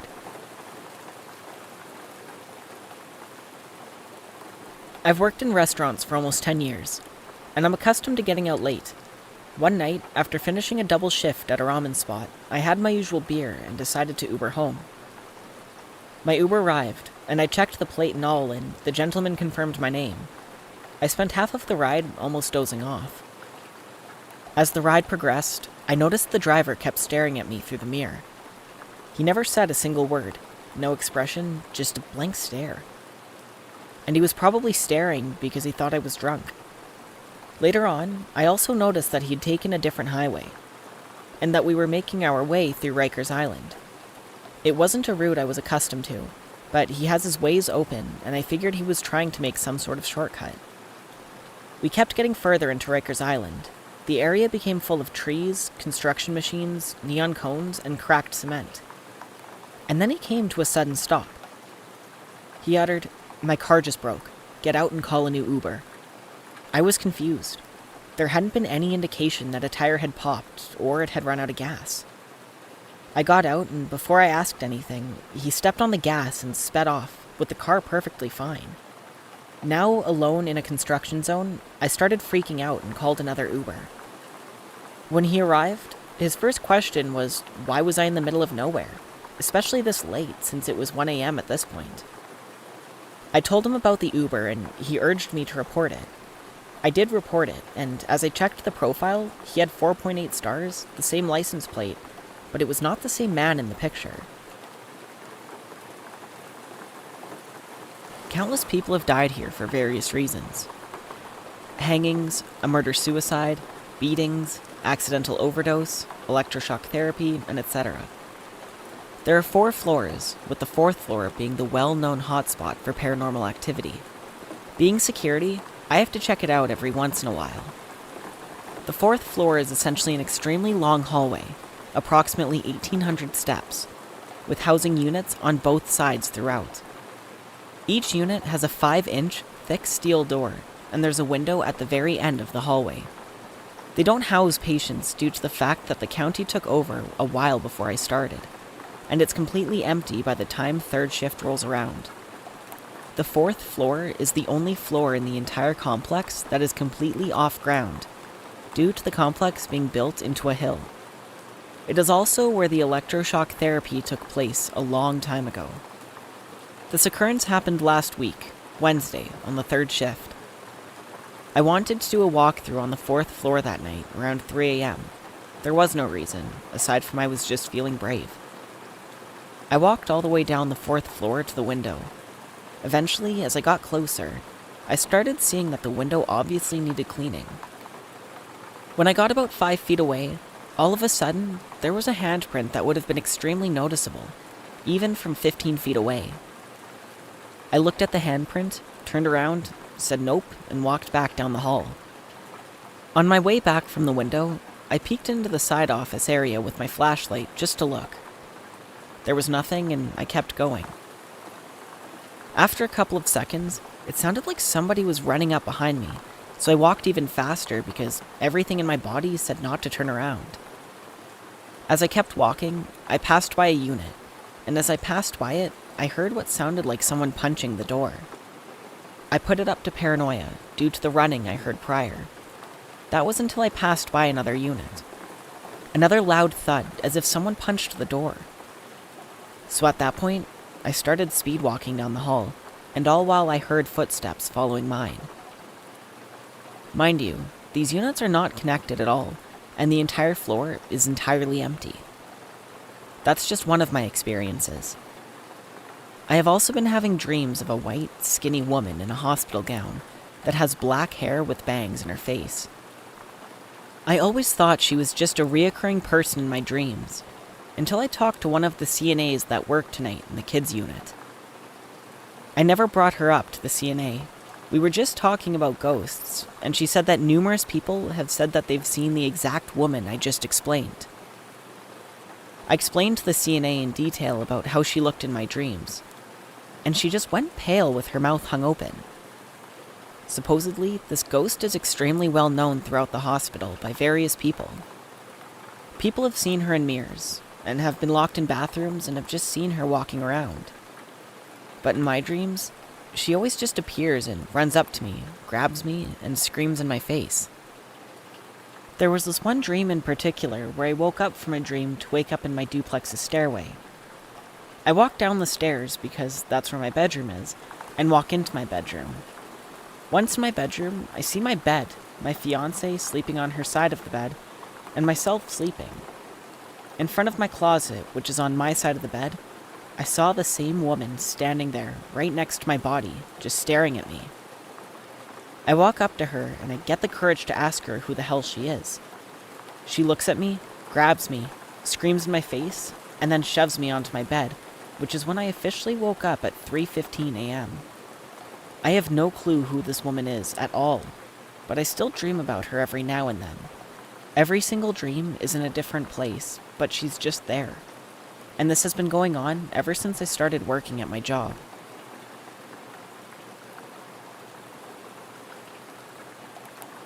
I'm from California. My entire family resides in Los Angeles. Unfortunately and fortunately, we moved when I was about 2 to a small town in Texas. So as I like to flex, I'm Cali-made and Texas-raised. Although some of my father's siblings moved with us due to better job opportunities, we still made frequent visits and often spent a majority of our summers on the West Coast. It was always an adventure every time we went down to visit. Some of the most bizarre experiences in my young adult life were from summers down in Cali. There's one memorable memory that stood out to me and my cousins. It's one of our staple memories that we often discuss now as adults and try to figure out. One summer when I was about 11 or 12, me and all of my cousins spent most of the days outside of my grandmother's house. She lived next to an apartment complex in Lawndale, California. Being bored was always the beginning of many great adventures. On this particular afternoon, me and my cousins decided to play Charmed. It was a bunch of us girl cousins that played witches with powers, and our boy cousins would be the demons. It sounds silly, but it was like tag, but in teams, and make-believe powers. As we played, we saw a little girl up above looking at us. She had blonde, short, curly hair and was in a nightgown. She stared at us with an uneasy grin, and what I can only describe as a loud stare. She was standing near a rail on the 3rd floor. I say a loud stare because when I got uncomfortable and broke eye contact, I looked back and all of my cousins were just gazing up at her. It's also important to note that I was the second oldest in the group of 6, and the ages were about 6 to 12 years old. For some reason, it felt wrong, so I yelled out "hey" to get everyone's attention, and they all looked at me. I knew something was wrong because my little cousins didn't speak or react. When we turned around, the girl was on the 2nd floor now, closer to us. Me and my older cousin shared a look of despair. We knew something was off. At the moment, we didn't question how she moved so quickly. We didn't want to scare the kids. She still had the same stare and look on her face. Without breaking her grin, she asked if she can play with us. Me and my older cousin told her no, and we both, for some rude reason, cussed her out. I should also mention, I'm Mexican American, and in our culture, we're taught to curse out the bad spirits. And I think me and my older cousin knew something wasn't human about her. The energy felt heavy, and at this point, my younger cousin seemed frozen in fear. Immediately after we cussed her out, we had a blackout. They were common in LA, and this wasn't the first time we'd experienced a blackout. But what happened next was unexplainable. When we looked back, the young girl was walking on the utility pole's electric wire. We could see her squared over, almost like an owl, and she stared at us and continued to stand up and walk away. We ran inside, and shortly after, the lights came back on. We never saw that little girl again. My grandmother had several friends who lived in that apartment complex, and no one knew who or what apartment she came from. She simply was never seen again.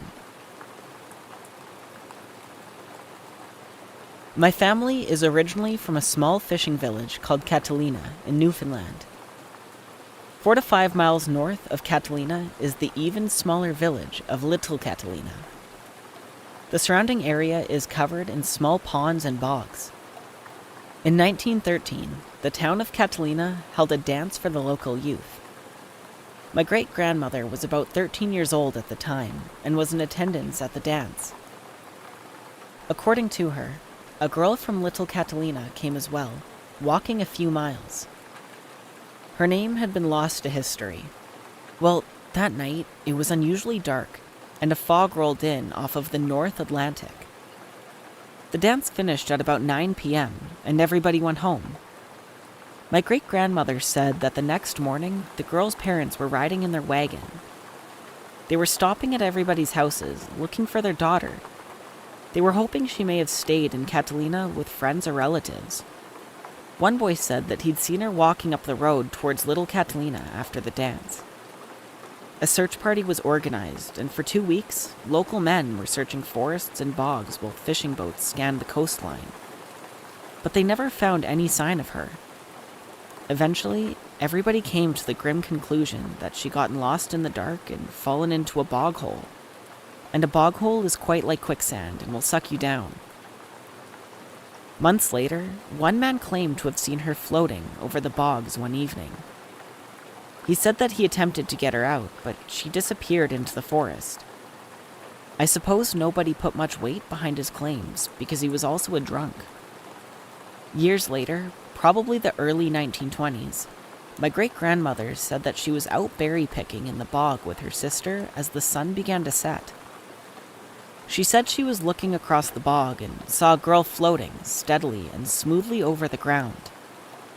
She said her movement was so smooth, there was no possible way that it was a person walking. Great-grandmother claimed to have seen her a few more times throughout the years, but she passed in 1991. In the summer of 2008, I was 16 years old. My grandfather and I were spending the summer in Little Catalina with relatives. Being old enough to drive, I spent most of my days in Catalina at the swimming hole. One evening, I was driving back with a distant cousin, and as we were passing the bogs, he pointed something out through the windshield. When I looked over, I saw a girl standing in the bog. Except the strange thing was her height. She seemed overly tall for the distance that we were away from her. It was about 40 yards. I would have guessed that she would have been 7 feet tall. But her proportions didn't seem to match that height. I slowed down and I asked my cousin, who's a local, if he knew her. He said no. The girl then turned and smoothly and quickly floated away behind some trees. My cousin and I were genuinely freaked out and drove back home. When I got home, I told my grandfather what I had seen. All he said was, "Huh," and told me the story my great-grandmother had told him. He said over the years he had heard people who had seen ghosts in the bogs, but always thought it was just a story to keep kids from playing out there since it was dangerous.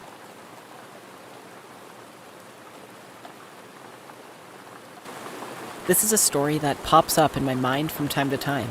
I've only told it to a few people, but I definitely feel like it deserves its place here. It is for sure one of the scariest moments I've ever had as a child. Back when I was around 10 years old, my mom finally decided that it was time for her to start taking her driver's license test. When she began taking lessons, she was struggling a lot. For that reason, my dad decided that he wanted to do some practice with her besides the official driving lessons with her instructor, just to make sure she'd pass the upcoming test first try. My little brother and I were attending swimming lessons at the nearby university at the time. Behind a forested area near the university lies a huge student parking area surrounded by trees, which turned out to be basically empty every weekend. My dad saw the opportunity to take my mom here to drive around for a bit, and brought my little brother and I since we were too young to stay home alone. We brought a football with us as well. When we arrived at the parking lot later in the evening, my parents began their practice. My little brother and I quickly got bored though, and asked if we could go over to this little grass field on the side of the parking lot and play some football. My parents let us as they'd be able to keep their eyes on us while driving around. After playing for some time, my parents ended up driving around in the other end of the parking lot. They were approximately 400 meters away from my brother and I. Suddenly, this white Toyota pulls up into the parking lot. We were playing almost right at the exit or entrance. The car turns around and stops on my right side with the vehicle facing the exit. The driver rolls down his window and presents himself as Thomas. He looked friendly and was quite good looking and young. I guess he maybe would have been around 30. This is where things started to get weird. On the passenger seat was a woman covering her face with a newspaper. All I could see was long blonde hair, and on the back seat was a baby sat in a baby chair. Thomas immediately states that he's from the police, and that we have to get in the car immediately as he has to have a talk with us. My brother actually took 2 steps towards the vehicle, but I stuck my arm out in front of his chest as I was sensing something was off. The woman was still covering her face at this point, not saying a word.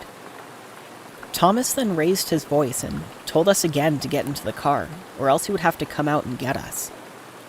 My brother and I froze out of fear. Suddenly, the woman put down the newspaper, showed her face, and told us in the most calm and motherly voice to just listen to the man. The woman looked young, pretty, and like a person who wouldn't hurt a fly. At this moment, I began screaming as loud as I could. What we hadn't already seen at that point was my dad was already running as fast as he could towards us. My parents didn't have time to drive to us since the road down the parking lot was twisted all the way. When my dad heard my scream, he started yelling as loud as he could, asking who they were and to get the F away from his children. As soon as Thomas heard my dad and realized my brother and I weren't alone, he threw his car into gear and took off as fast as he could. He most definitely looked like a person who nearly shit himself when he saw my dad. My dad was furious and told my brother and I to hurry up back into the car. He didn't even think about calling the police at that point. He just wanted to beat up the guy himself. That resulted in us driving around for the next hour, trying to find him before my dad cooled down and decided he should probably just call the police. We never found out who those people were, but this episode taught me never to judge a book by its cover. People can be the most friendly-looking people in the world, and still wish evil upon you or the ones you love. I'm not sure what these people would have done to us, but I'm definitely sure about one thing. They definitely were not from the police. I'm a 21-year-old girl taking her first backpacking trip around the world. I only arrived in Thailand 2 days ago, and it was unfortunate as I almost got kidnapped on my first night. I went to Bala Road, which is well known, and had a few beers at a bar, and then went to the popular club, Illusion. I was having a good time, dancing and meeting people. In the club, I only had 3 drinks. But at some point, I realized I was a lot more drunk than expected. I don't know if I was spiked, but I was dumb and had my drink on the table next to me while I was dancing, and it was very crowded. In total, over the space of 3 hours, I only had 2 beers and 3 tequilas. Usually, that's an okay amount for me to be aware. I went to the bathroom and felt very intoxicated and threw up. Upon leaving the bathroom, a guy who I did not know grabbed my arm. He seemed young, and I asked him what he was doing. He said he wanted to help me down the stairs. After we got down to the road, he dragged me down an alleyway and put me in his car. I was really scared at this point and didn't know how I'd gotten myself into such a bad situation so quickly. I am very small and not very strong, so it was easy for him to take control of me. He started driving, and I kept saying no, no, no, and to stop, but he said, "Don't worry, I'm taking you somewhere safe," which was so scary. I had maps open, and we were driving out of Patong. Finally, after some time, I started telling him that I would throw up all over him and his car if he didn't pull over. This seemed to annoy him, and he pulled over. The second he stopped the car, I got out and ran down the street. Luckily, there was a motorbike taxi who asked if I needed a lift, and I jumped on and told him where my hotel was. I could see the guy walking down the road after we sped away. I made it back to my hotel safely. Honestly, after that, I'm not going to any bars or clubs alone. I don't trust anyone, especially when I'm feeling vulnerable. At least it was a lesson that I just need to be a lot more careful. I'm just glad I made it out okay.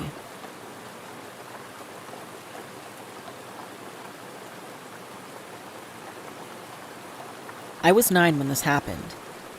My sister, my dad, my stepmom, and I were at a place called Palmetto Island. It was a camping resort where you just pull up with a tent or a camper and just stay there for a weekend or so. But before I get to the actual story, I should set the scene. Palmetto Island wasn't really an island in the traditional sense.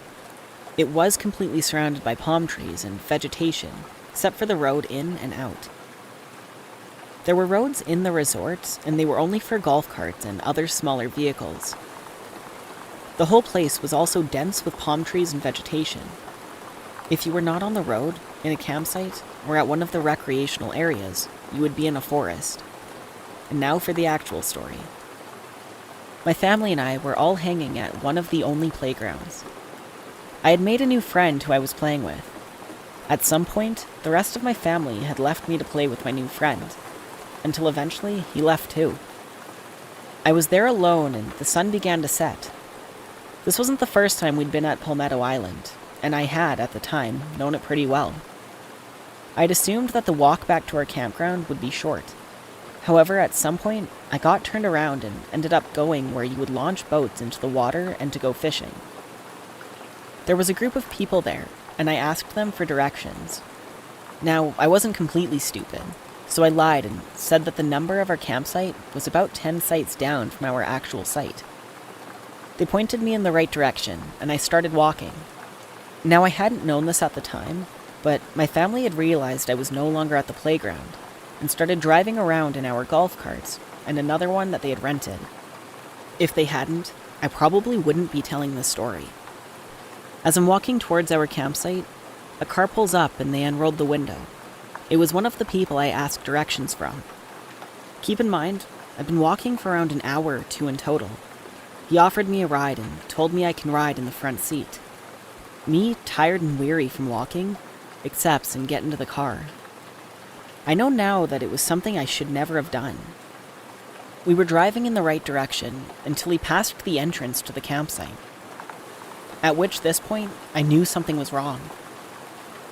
I tell him he passed it, and he just didn't respond.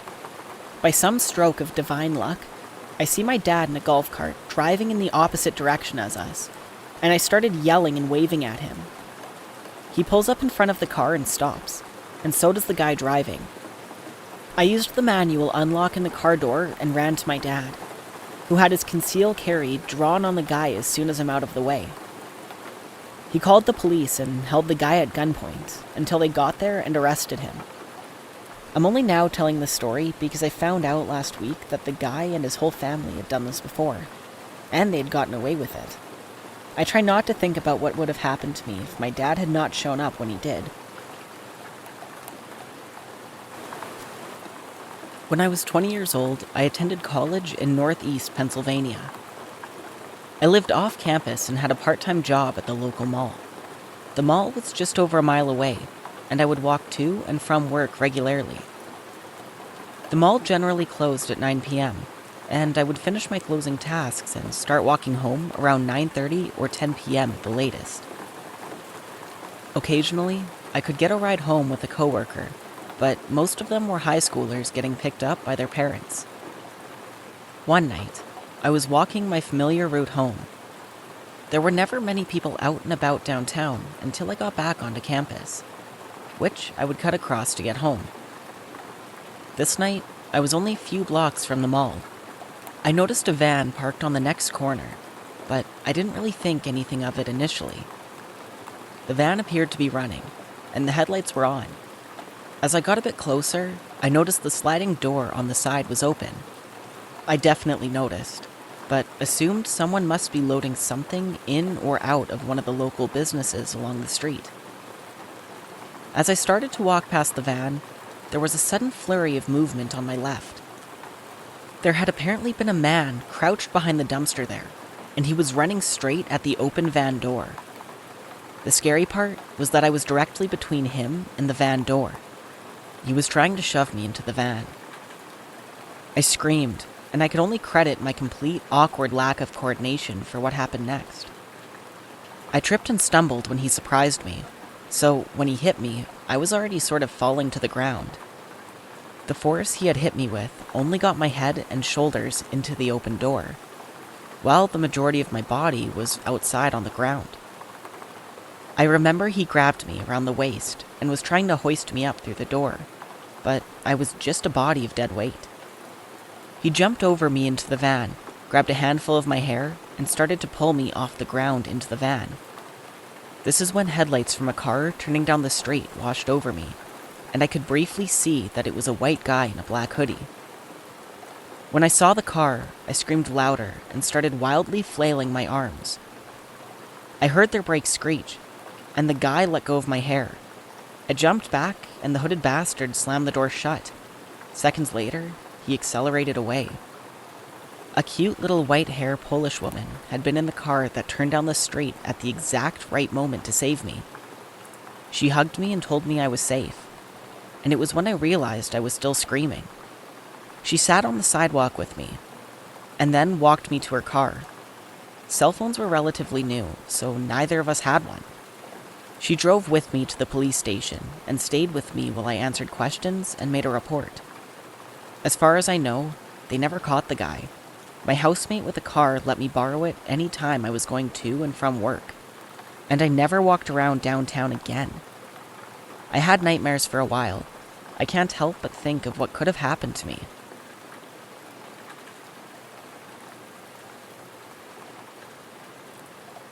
I was a teenager in the 8th grade at the time. with no car or transportation other than my bike. There was a railroad directly next to us. The tracks go in a straight line directly leading to Walmart. So if I were to bike to the Walmart, it would take me about the same amount of time as if I walked straight down the tracks. So more often than not, I would walk as I was never really a fan of riding bikes, and I've had back issues since a young age. On this day in particular, I decided to head to Walmart for dumb kid things shortly before the sun was about to set. This detail will come into play later.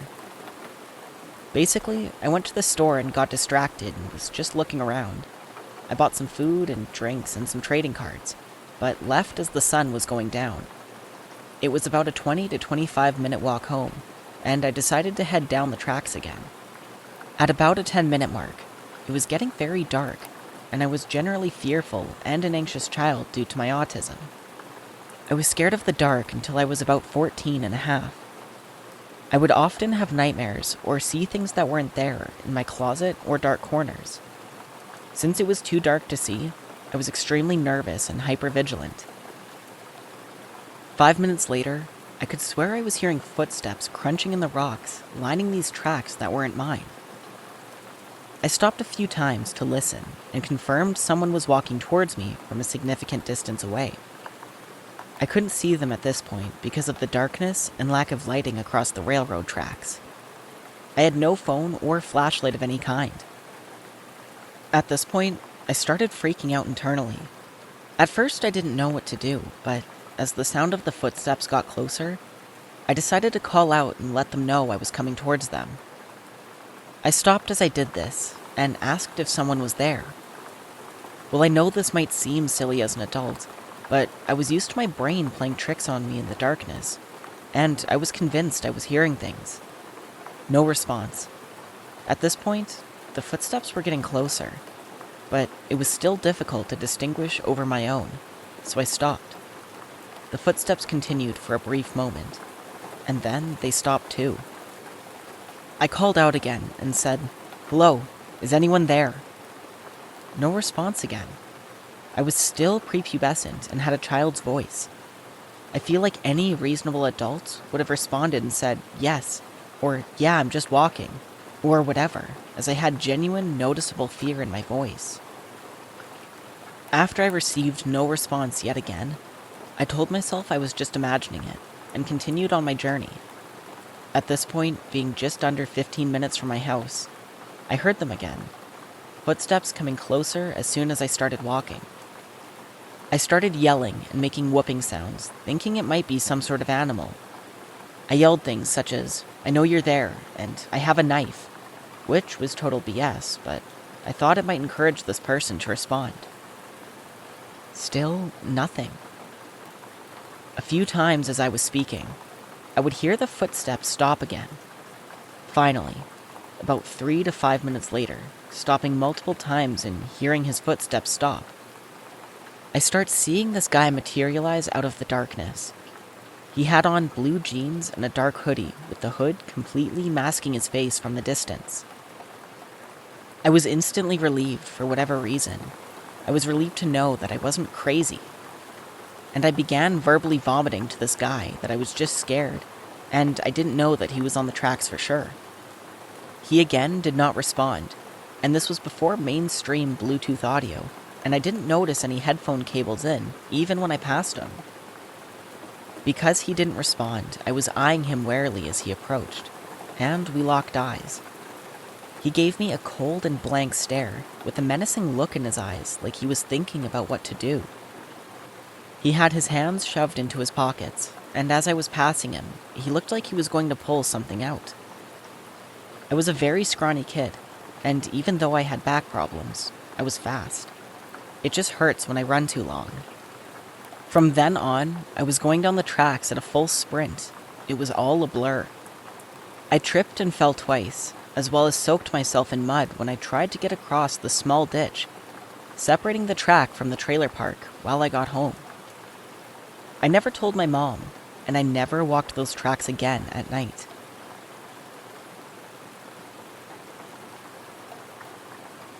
It's been about 11 years. It was an autumn night, and I decided to take a little walk around our housing estate with my dog, Sunny. Sunny is a big black Labrador mix. She is really good and cuddly, but she also hates other female dogs. She also has a strong protective instinct, and always snarls when she doesn't know or doesn't like someone or something. There were no street lights inside the settlement. The only lighting was always at the house's entrances.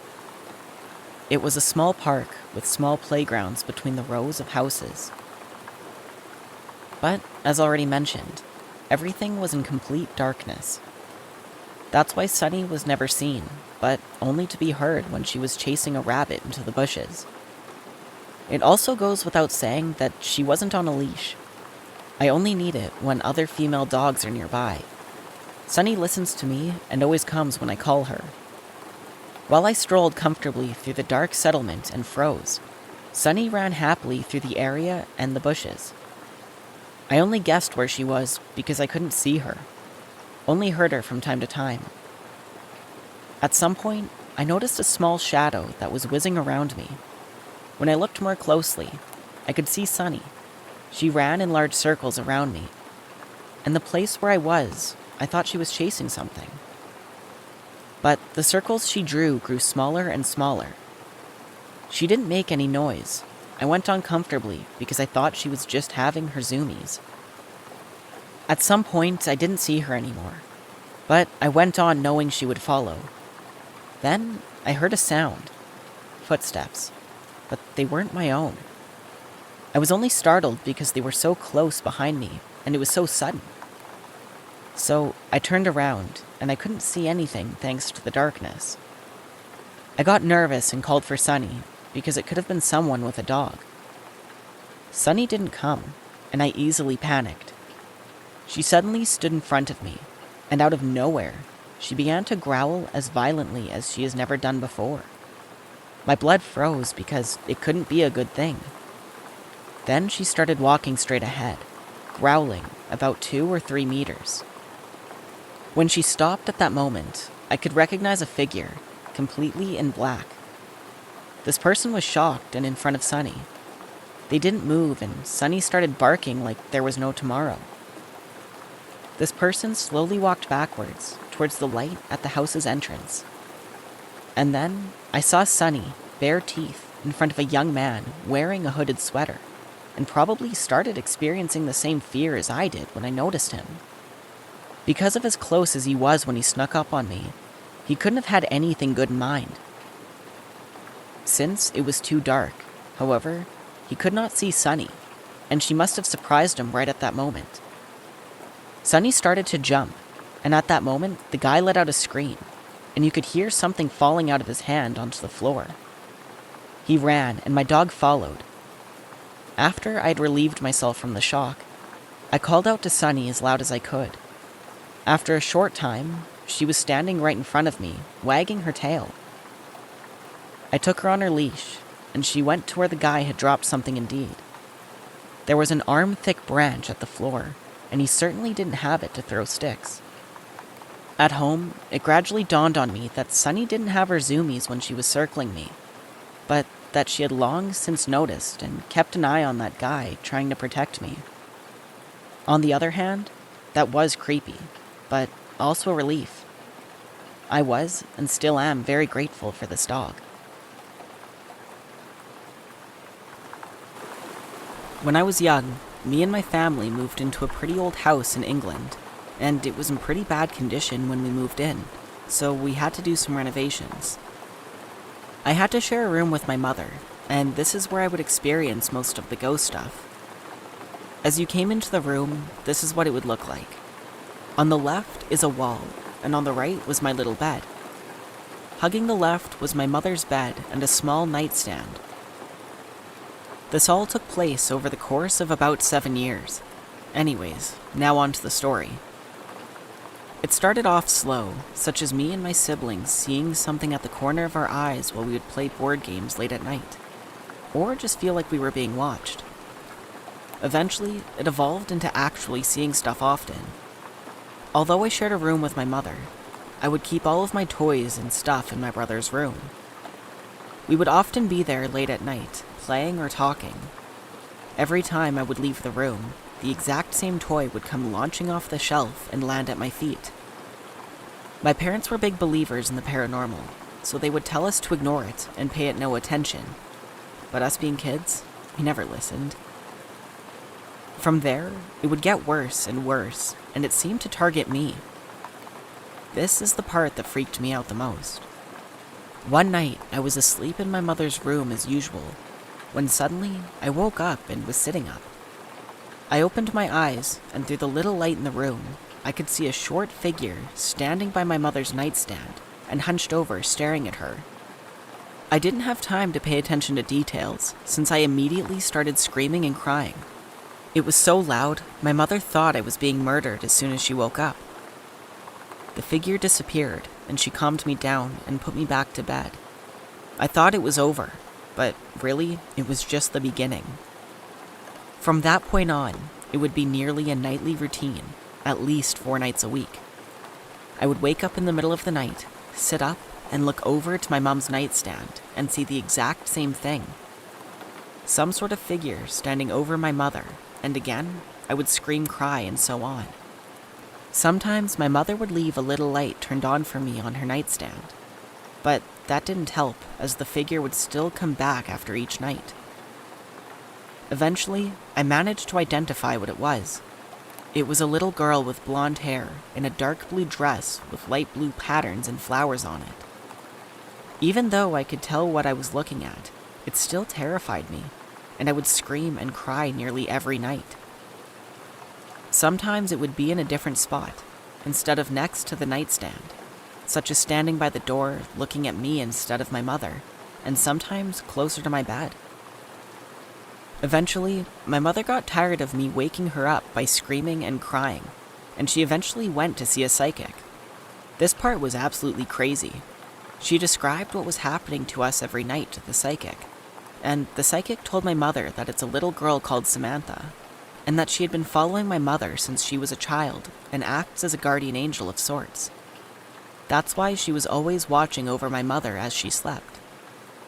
The psychic also drew an image of the little girl, which my mother showed me once she came home. I immediately started bawling because it was the exact same girl. We have since moved out of that house, and I no longer live with my mother, but I have plenty more experiences in that house and in others I've lived in.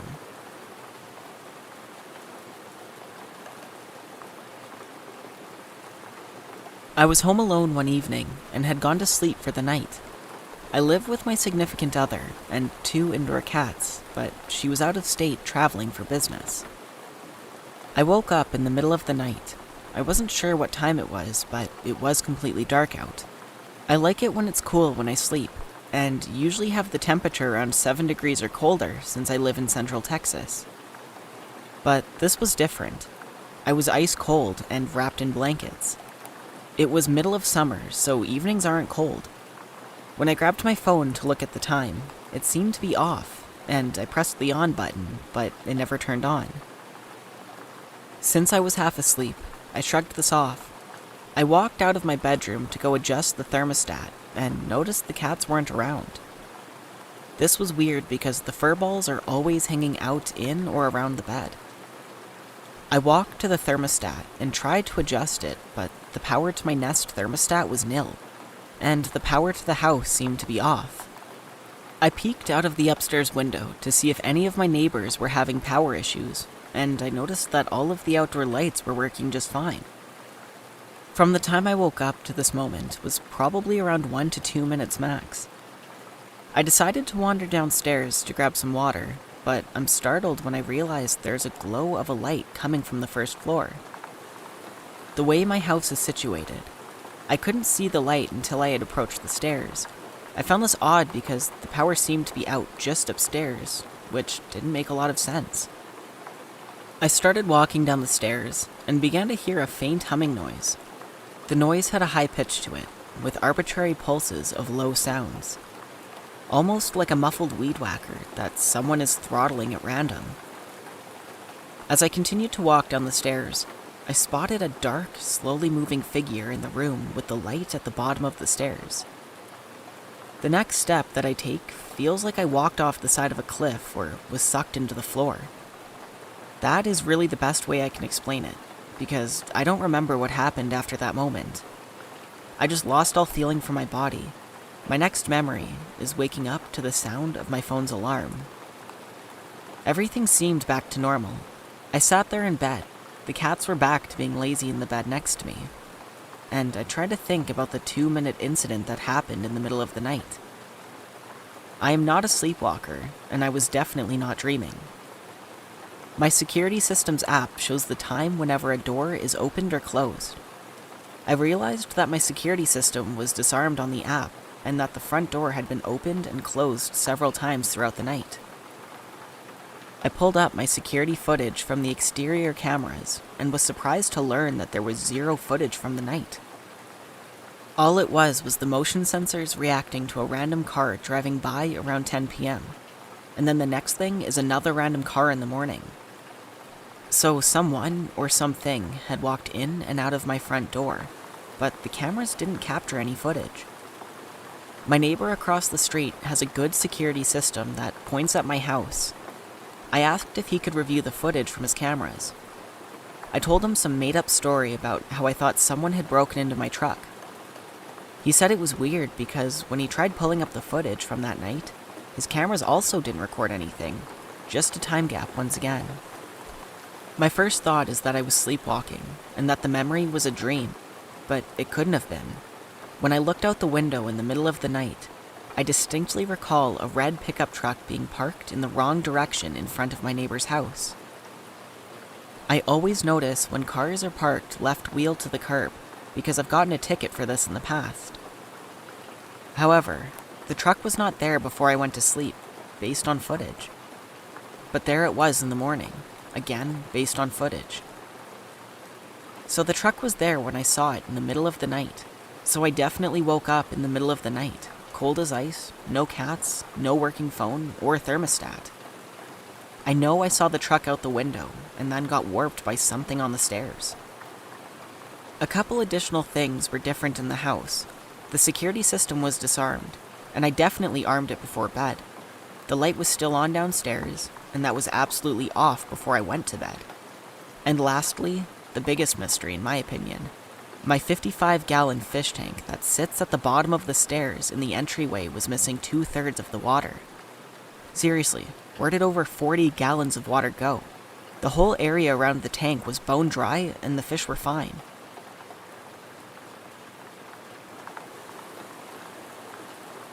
This is going back years. I work in a hospital, and we were having the A&E X-ray department refurbished. So they needed a porter on nights, just specifically to escort patients from A&E to main X-ray and back. It was easy money, so I volunteered. It's my first night working the night shift, and I'm on with the department manager and a guy that's just under her. They're both in their late 40s and early 50s. So as the night goes on, it gets to 12:30 a.m., and I ask if I can go for my lunch, and they agree. I grab the key to unlock the doors leading down to the ultrasound room, because that's where the break room is. I locked the doors from the inside to stop any roamers going where they shouldn't. I'm now sitting, reading a book, and I see the shape of a person walk past the frosted glass. Then, it punches the door as hard as it can and rattles the door frame. I jumped out of my skin. Immediately, I go to check, and after walking around the department, there's no one else there, and it's still locked from the inside. I have the only key. I go and tell the manager about it, and she asks the other guy if he was playing a prank. He was adamant he wasn't. He was doing his uni work. So we had gone and checked the security footage.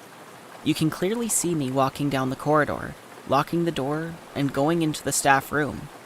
Then, 45 minutes later, me coming out and looking around.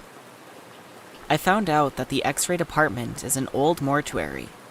I don't really believe in ghosts, ghouls, and etc., but I definitely saw something.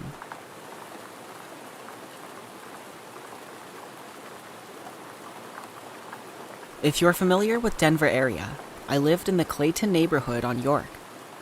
As with all millennials, the rental market crippled me, and I had to find a place with charm, aka a 1920s brick duplex with 1970s updates in the year of our Lord, 2022. But as a recently divorced dad with 50-50 custody, my bank account dictated my residence. To give you a sense of the space, it was a shotgun-adjacent style home. 900 square feet upstairs with an unfinished basement that was really only used for laundry and housing spiders. My daughter and I had rooms on either end of a 10-foot narrow hallway with the world's smallest full bathroom splitting the distance. For the first few months, it was just an old house on a busy street. Fire trucks, ambulances, and cop cars flew down the street each night. So much so that I had to get blackout curtains, or my room would look like a knockoff disco of flashing lights. My daughter was 5 at the time, and it was a hard time adjusting to living in 2 houses. She'd frequently climb into my bed halfway through the night because something had awoken her and she was scared. I would feel her crawl into the bed, and it would be a routine. Hands, elbows, knees, feet, all haphazardly crawling over me. One night around 2 in the morning, I felt her, but this time not crawling into bed, but out. I felt her tug my shirt, pulling me to the side to crawl out the door. I don't know how and why the change in the direction woke me up, but it gave me an uneasy feeling. I rolled over to grab her so she wouldn't fall off the bed. I murmured something like, "Kiddo, do you need to go to the bathroom?" But as I turned to grab her, I felt nothing. My arms folded into each other, and my eyes were shot open, thinking she tumbled off the bed. As I sat up, I saw her standing in the doorway, but it wasn't her. I can still remember the face. It was close to my daughter's age and had a slight smirk, innocent and playful. She wore a yellow sundress with white flowers. She was burned into my memory, but not in a frightening way. I turned to look at where my daughter was, and she was passed out cold, snoring on the other side. When I snapped my head back to where the little girl was standing, she was gone.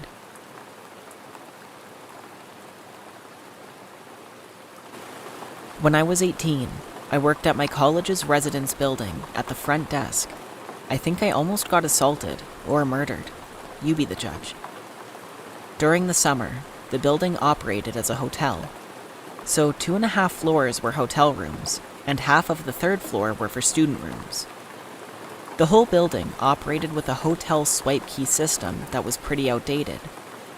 All of the doors were powered by 4 AA batteries.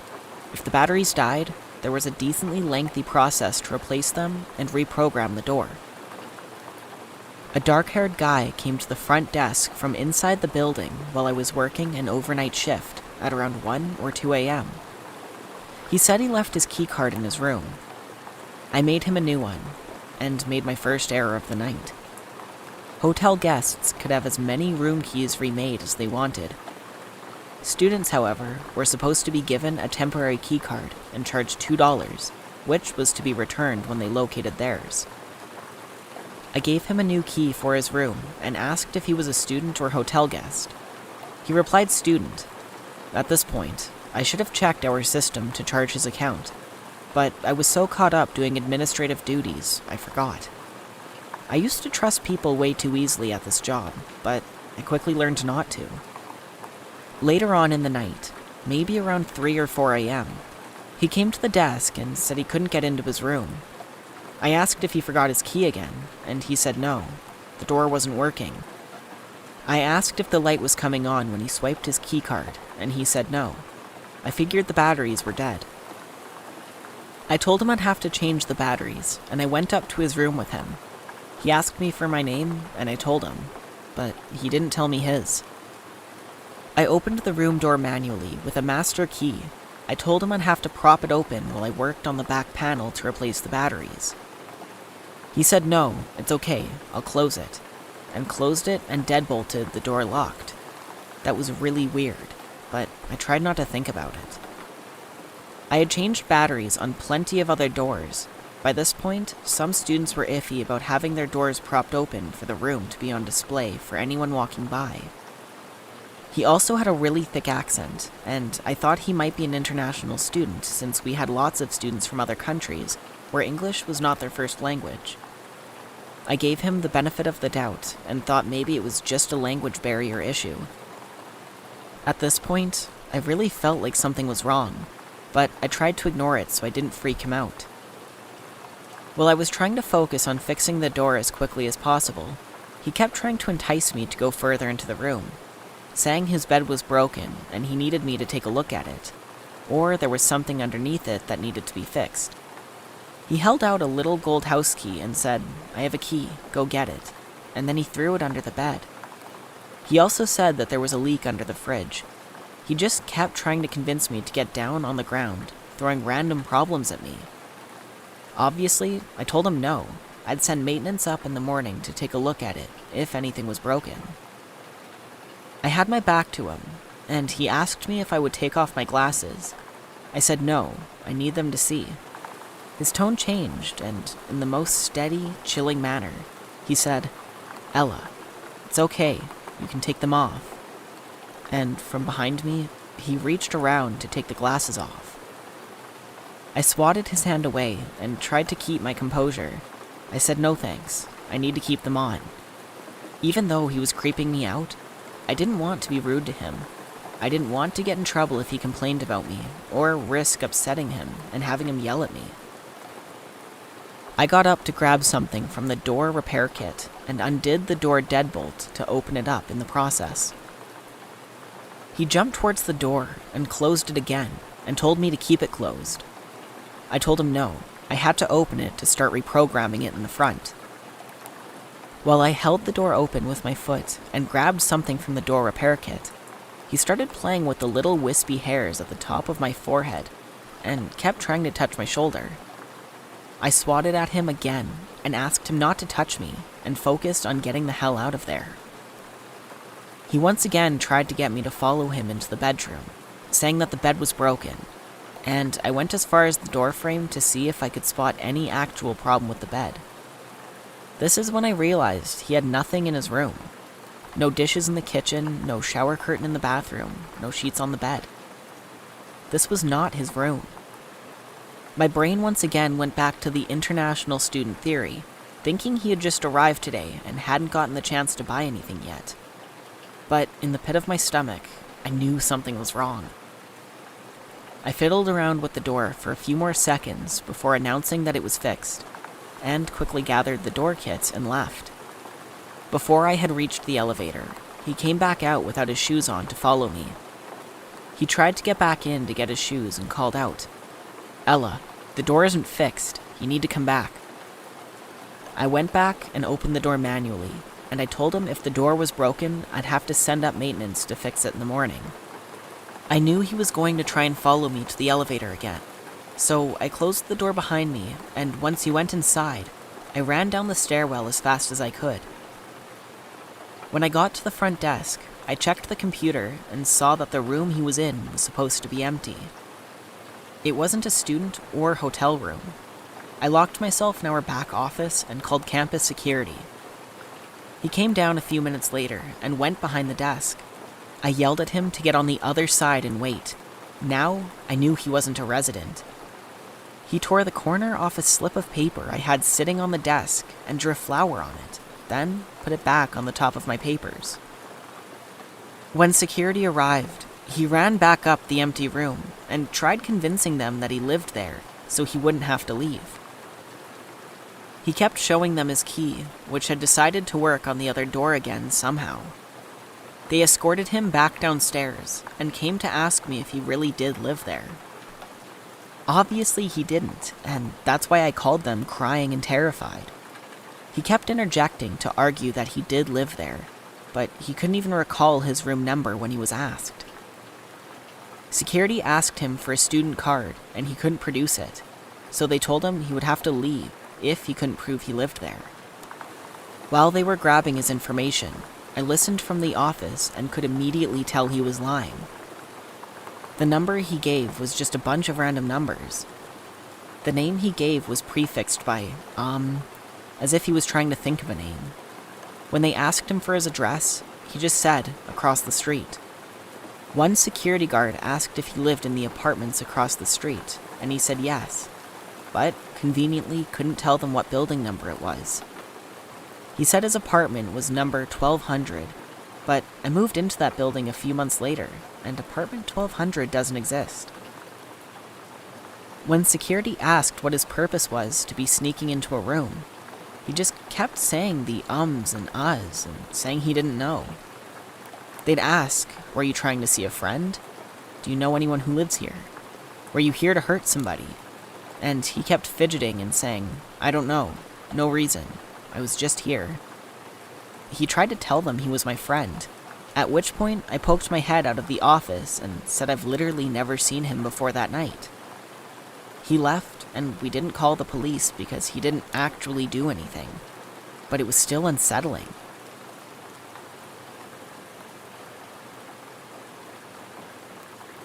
My girlfriend at the time and I went camping 5 hours away from home for her birthday and our anniversary. We made the trip the day after a big storm passed through. We left town early and got there early in the afternoon. The guy at the entrance of the campgrounds mentioned that there was no one else staying there that weekend. All we could think about is how sick that was going to be. First, we drove down the long, narrow paths to our designated area. As you got closer to it, the road narrowed, so basically you had to walk back out to get out. We unloaded the car and got the tent set up and decided to go walk around the woods. It was dead silent, but it was still bright out, so we just took in all of the nature we could and walked a few miles away. We reached this point in the woods where there were some weird-looking white cabins. They were very uniform, all built the exact same way. Like, I guess they were all a part of the campgrounds, but they seemed way too out of the way, and there was no sign of life. It felt eerie to be at, like we shouldn't be there. So we turned around and walked back. We took a breather in the tent, then tried to start a fire in the fire pit. Unfortunately, neither of us had ever been camping before, and had no idea how to start a fire. We had bought some of those self-lighting logs from Walmart and some lighter fluid, but everything else around us was soaked to the bone from the rain that had passed through the day before. We knew we needed kindling of some sort, but any dry sticks or leaves were far and few between.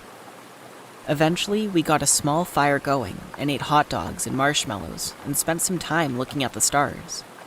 Then, we noticed just how dark it was out there. My girlfriend was easily spooked and was wondering if we could just go back into the tent. So we put the fire out and crawled into the tent. We were talking to each other, but I could tell she was tense. Suddenly, she put her hand over my mouth and told me to shush, and asked if I could hear that. Before I could respond, we heard footsteps. Heavy footsteps.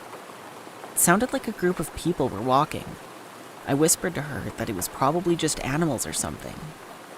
Then we heard mumbling, a low mumbling. We couldn't make out words, but it didn't sound like a sound an animal could make. It sounded like words hushed and not elaborated. We sat in silence, staring at each other in the dark for what felt like forever. The mumbling got louder, as did the footsteps, until it sounded like it was right outside of our tent. We both froze. I don't think either of us were breathing. Then, silence. We waited and waited and waited. I'm still not sure how much time passed. Eventually, my girlfriend said that we have to get to my car. The adrenaline was pumping, so I peeked out of the tent into the darkness and told her to stay behind me. Then, we ran to the car. I locked the doors. She kept saying that we can't stay here and no one should be here but us. I kept looking around for any signs of life, but we were seemingly alone. I looked at her and told her that I'm gonna go grab our stuff and for her to stay in the car. We only had our cooler and our tent out. I hopped out and ran, grabbed our cooler, and tossed it into the back seat. As I turned around to get the tent, I started hearing footsteps closing in again.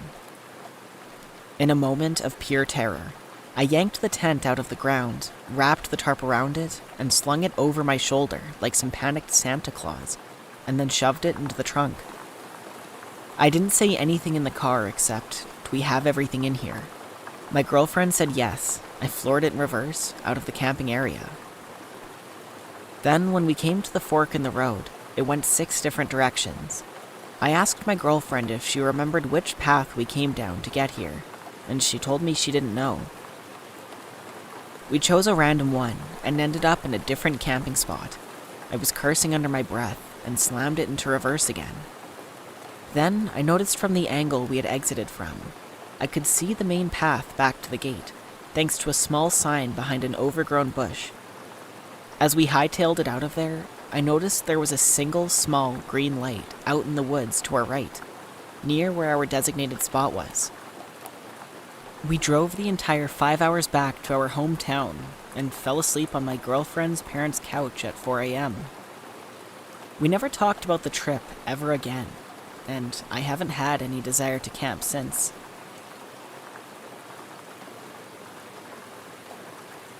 So a little background here. My father was in the Army for 21 years, retired, and moved to a very small town in Central Florida. He got bored after a couple of years, and even though we didn't need the money, between his retirement and what my mom was making as a bookkeeper and tax prep, he wanted to go back to work. He started working at various gas stations, and it being a small town, the owners wouldn't care if I came there and helped out with stocking the coolers or even running the register, as long as I didn't sell any beer or smokes. The actual story I'm going to tell took place in 1990, and I remember the date well, because it was shortly after my birthday, and being 15 in Florida, I just got my learner's permit. My dad would let me drive him to and from work, just to get some experience on the road, both at day and at night. I was sitting in my usual spot at a table that was set up along the windows, book in hand, feet propped up, and a Mountain Dew on the table, along with some snacks. I would generally spend most of the evening that way, reading books, getting up to run the register and stock the cooler at different times.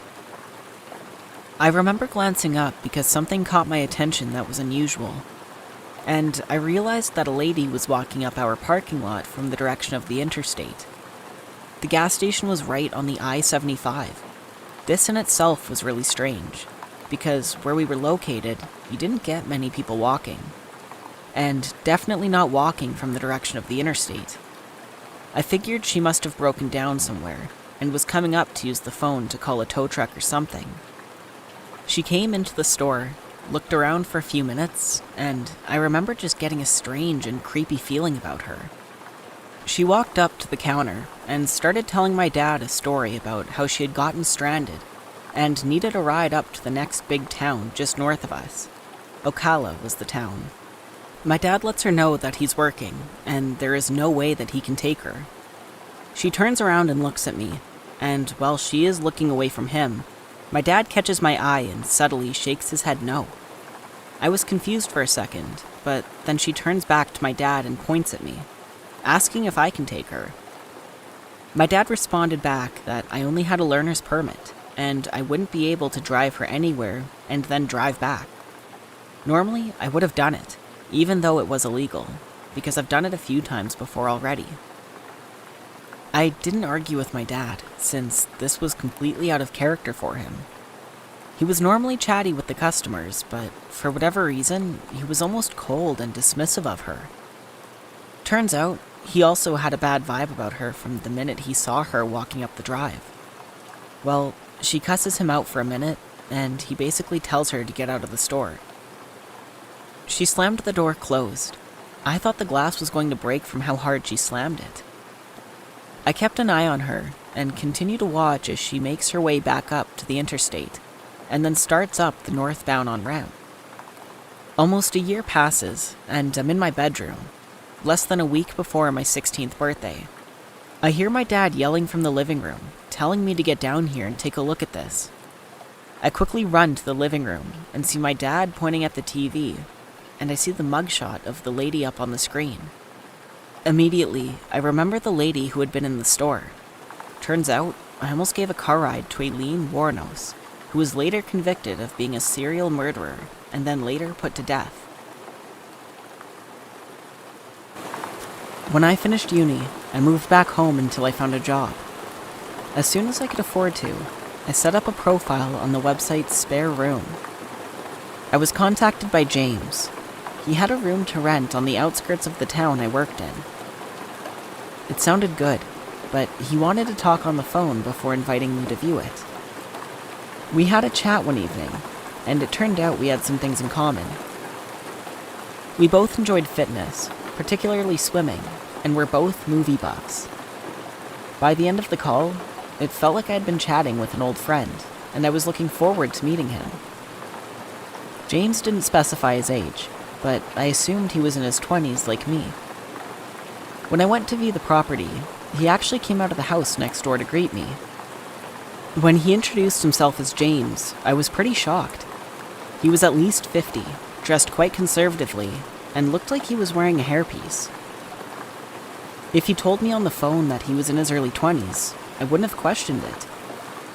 I went ahead with the viewing, but I already decided I didn't want to rent a room from him. I wanted to live with people who were a similar age to me. I was also put off by the house decor. It looked like it hadn't changed since the 80s. When I viewed the bedroom, it looked like it was occupied by a young person. There were several pairs of trainers and game consoles. James said that the previous tenant, Mark, was moving to London for work. Coincidentally, my name is Mark too. James invited me to sit in the living room after the house tour. I didn't want to be rude, so I did. He explained that he cared for his elderly mother who lived next door. Then, he started complimenting my style, saying I looked cool. He proceeded to put his hand on my leg, which made me feel really uncomfortable. When he asked if I was interested in the room, I said I had some other properties to view, but we would be in touch. I then made my excuses to leave. Everything about him screamed red flag. I just wanted to get out of that house. As soon as I was back in my car, I called my mom to tell her how freaked out I was and I would absolutely not be living there. James sent me a text a few days later to ask if I thought any more about moving in. I lied and said I'd found somewhere else closer to town. I did eventually find something with some other young professionals, which turned out to be great. Some months later, our town was shocked by the news that a man's body had been found in the fields on the outskirts. He was later identified as Mark. I didn't think much of it until I saw the murder suspect was his landlord. It was James. The same James whose house I viewed. I saw him on the news and got instant chills. He was later convicted of Mark's murder.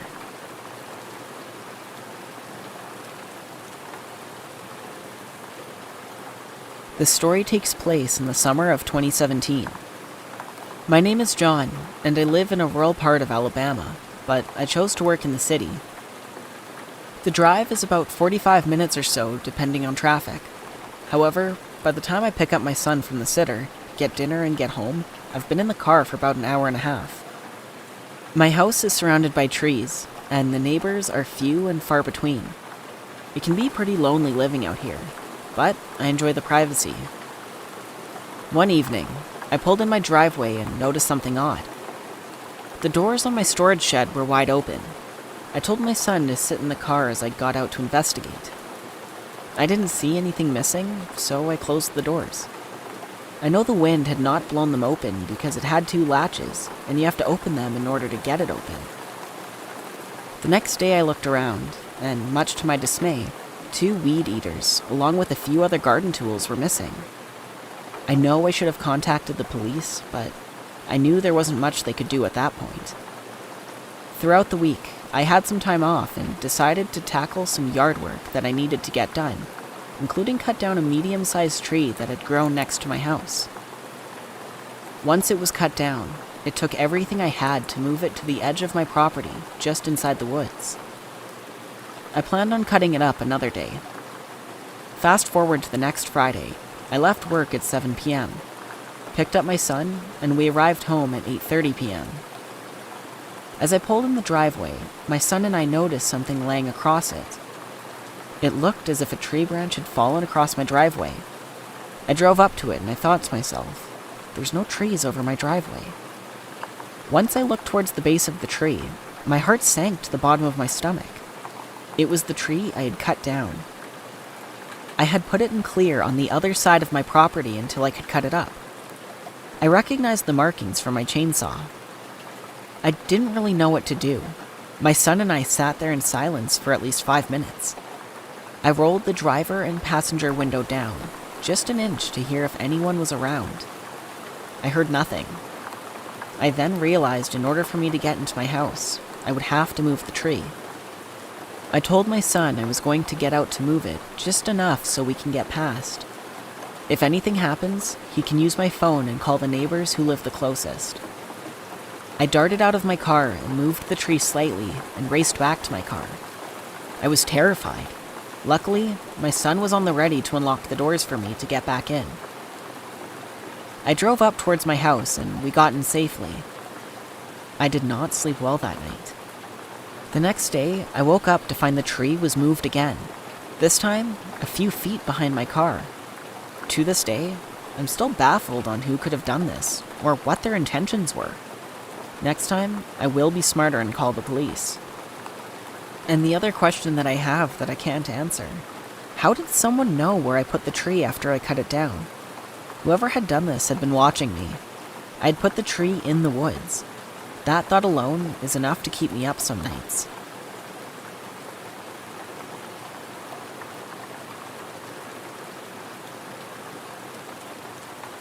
This past New Year's was mine and my boyfriend's 4-year anniversary.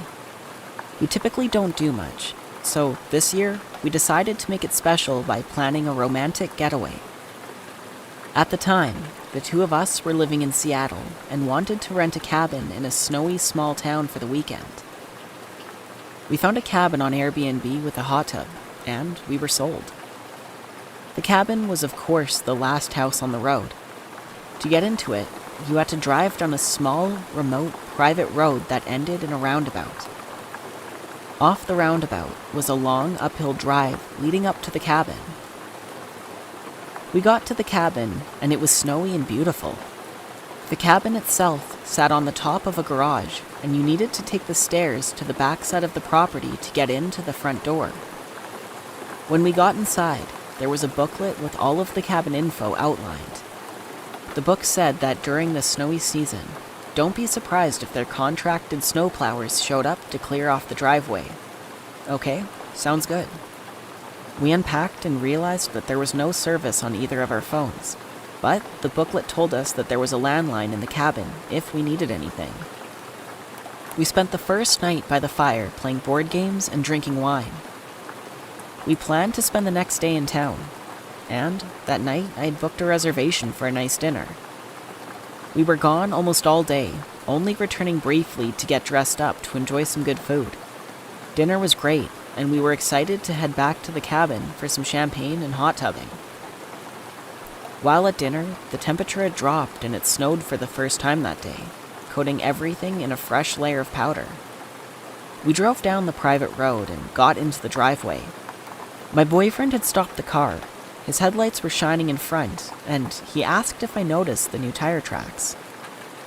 I looked at the driveway, hoping to quickly disregard the new tire tracks. Immediately, we remembered that the snowplowers could have stopped by, but the issue was we saw the tire tracks because of the snow, and who plows in the dark? We also knew that once we were at the cabin, we had no service on our cell phones. So we figured we would head back into town and message our Airbnb hosts and ask if they or one of their friends had stopped by the apartments. We waited for a while in town for a reply from the hosts, but didn't hear back. We could have called, but at that point, it was past 10, and we didn't want to be bad guests. We figured we blew the whole thing out of proportion and might as well head back to the cabin. After all, I am big into true crime, spooky subreddits, and horror movies, so I was probably just psyching myself out. Towards the top of the hill part of the driveway, I noticed something. My stomach dropped. There was footprints on the property. We backed down the driveway and took a closer look to see if there were more footprints. From what it looked like, someone had driven up to the driveway, reversed down, parked, and then got out of the car and walked onto the property. Since we had now also driven down the tracks, we couldn't find where the footprints end. The property was quite large, with tons of trees and brush, so we knew that these footprints could have gone anywhere. The moment we saw footprints, we decided to call the police. We figured it was better safe than sorry. We would just have the officer go onto the property with us to check everything out. We drove down the road till we got service, called the police, and waited for their arrival. The policeman showed up and we followed him onto the property. The police officer scanned the property and determined there was no one out there. Obviously, we were a little shaken up and really embarrassed. We thanked the officer and he left. Needless to say, neither of us wanted to sit in the hot tub in the dark woods after what had happened. Instead, we locked the doors and watched a movie, Champagneless. We were both tired from the day and passed out pretty quickly. At 3 a.m., we both woke up on the couch with the TV on and all of the lights, laughing about how the night didn't turn out as planned. As my boyfriend went to brush his teeth, we heard a noise. It sounded mechanical and only lasted a few seconds. We looked at each other and froze. It was the garage door. There was very few reasons that someone would need to open the garage door of our guest-occupied Airbnb at 3 in the morning. Like I said, we woke up to all of our lights on in the cabin, and there was lots of windows. We knew that if someone was outside, they knew we were there, and they could easily see us. I immediately grabbed the landline and dialed 911. We sat crouched in the Airbnb, praying for the police to arrive. We knew that whoever made those tracks was still on the property, and this time they were making noise. As I sat talking to the operator, we heard a bang on our balcony, as if someone threw something onto it. I was absolutely losing it when the operator told me the police were nearby. All of a sudden, they were there. We saw the police lights and watched them search the property. As soon as we heard banging on the door, it was the police. We were okay.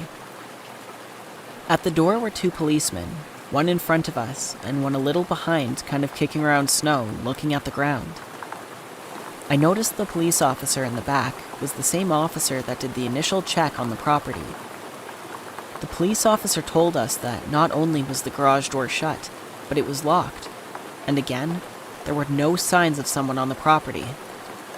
We discussed leaving, but the police officers said the road conditions were too dangerous at this time of night. I looked at the police officer who had come onto the property twice, and I felt that I deeply disappointed him. My boyfriend and I went back inside, again locking all of the doors, and tried to sleep. The next day we were leaving, and while we survived the night, I didn't feel right in the cabin anymore. It was forever the spooky cabin in my head, and I wanted to leave. As we packed, we heard the same noise we heard at 3 a.m. And it was the heater. A heater that sounds just like a garage, and the sounds last the same duration. My boyfriend looked at me and immediately said, "You need to give up on your murder shows," and he walked away, as if. As for the banging on the balcony, it was just a perfectly timed falling pine cone. I promise I'm not that paranoid. I think back on the story a lot, and I'm embarrassed about how little came of it, but I'm also incredibly grateful for the same reason.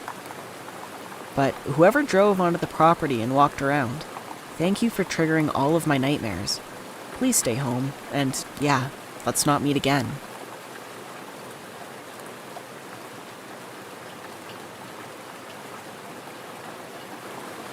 My friends and I love to urban explore around our hometown of New Orleans in high school and early college. And by that, I mean we would just hop into the car and drive with no destination.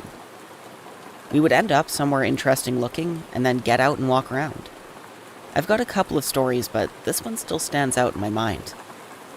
One night, a friend of a friend took us to a secret beach which required walking over a hill past these train tracks. Then, through a small patch of woods, it was a small sandy beach with overturned trees as benches. It had a view of the Mississippi River, and you could watch the large riverboats running up and down it. There were signs of people having been there at some point. There was trash scattered about. But we thought it was so cool and started a little fire pit out there and everything. He told us about a ship graveyard that was a short hike through the woods. He showed us the way around it, and it was so neat. You trekked through this footpath, and then climbed up this large dirt hill with giant pieces of metal jutting out. It was basically the corpses of old ships in a manner of all positions, as well as multitudes of old large shipping crates. It seemed maybe at one point that it was some kind of docking station, but had since long been abandoned. In the dead center of it was a small building, looking as if it had been an office or something. Then there was a large metal structure made of tubes near a huge overturned ship. Like the ship had sunk into the mud, and the front end was sticking straight up to the sky. It was wild. We walked around and noticed that some of the crates were open, but none of us went to look inside. There was also graffiti on some of them, plus the building in the middle, which read, "The Rabbit Hole," and had a bunny tagged on it. After maybe half an hour of walking around, we climbed out of the ship graveyard and walked back to the secret beach. We smoked a couple of cigarettes and then went home. A few months later, a tropical storm hit. The following weekend, I wanted to impress this girl I liked at the time, and suggested our group of friends hanging out that night go back to the beach, since most of them hadn't seen it. We went back and it was almost totally reconstructed, and just from the tropical storm. The log seats were moved about, the fire pit we had built was gone, and the path to the ship graveyard was a mess of debris and fallen trees and branches.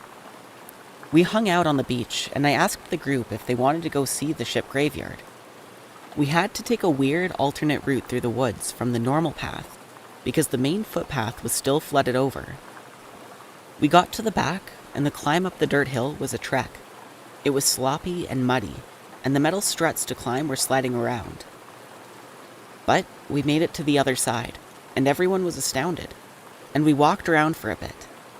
We found these giant fire extinguishers, and they worked. We sprayed them around, and they were loud. We ended up walking over to the Rabbit Hole building, and one of my friends climbed to the roof to see if there was a way inside. Almost as soon as he reached the top, he quickly scaled down and came back around and whispered, "Someone is back here with us," and pointed towards the metal tube structure next to the overturned ship. And sure enough, there was. Someone tall, large, and rocking back and forth on the tube structure. Then we noticed that there was a blanket or something hanging from the ship, as if he had climbed up there and was squatting there. The girl I was trying to impress was suddenly very unimpressed, and we made our way back to the dirt hill. He turned around and both the person and the blanket were gone. We all proceeded to freak out, and started to move faster. As we got to the top of the hill, we could see him walking past the rabbit hole. A few of us got cuts and scrapes trying to climb the metal structures in the mud. But we were so in a panic, we didn't even notice till later. We went the original way we came, away from the foot route. We only whispered to each other as we moved, and when we got back to the beach, we took off past the train tracks, got in my car, and peeled off. To this day, I'm not sure who that was back there, and why they were silently following us, but it definitely was terrifying.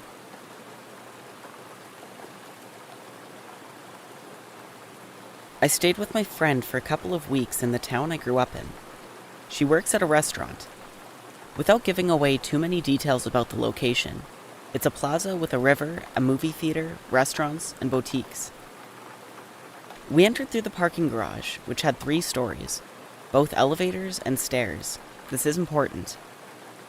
She had a 6-hour shift, so I decided to do some shopping, listen to music, and walk around before eating at the restaurant she worked at. I was sitting at the bar on the corner alone, listening to music. A bigger man approached me. He had a security guard beanie on, which was incredibly dirty and tattered up. He was muttering, and his eyes were barely open. What I got from his muttering was, "Are you? I like your... Is anyone sitting?" But keep in mind, it was incredibly muttered. I'm just guessing what he was trying to say. All of this was said while switching back and forth between looking into my eyes and staring at my chest. I told him multiple times I couldn't understand what he was saying. After a bit of back and forth, I put the headphones back around my neck and he left me alone. I told my friend about what happened immediately. I tried to shake it off, hoping it was an isolated incident. If this is where the story ended, I wouldn't be writing about this, unfortunately. About an hour later or so, I see someone approach the bar to my left out of the corner of my eye. I felt their eyes on me. I didn't look, but somehow I knew it was him. My heart started beating really fast. I texted my friend and told her I felt really sketched out. I wanted to believe that I was misreading things and I was just letting my anxiety get the best of me, but I couldn't shake off the feeling. 30 minutes or so later, she gets off. As we walked towards the parking garage stairs to get to our car, I saw him sitting on the bench, waiting for me. The benches aren't super close to the elevators. They're closer to the restaurant, if anything. The second I spotted him, my blood ran cold. He saw us walking towards the stairs to the parking garage and started running towards us.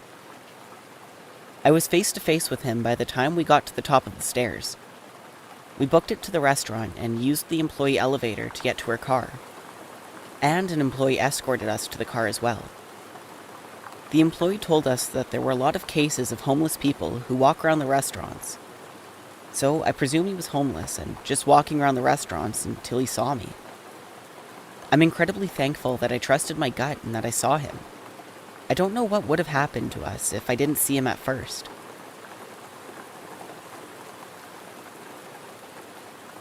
This happened a couple of weeks ago. So I was heading home from a friend's house one night. It was around 11:30 p.m.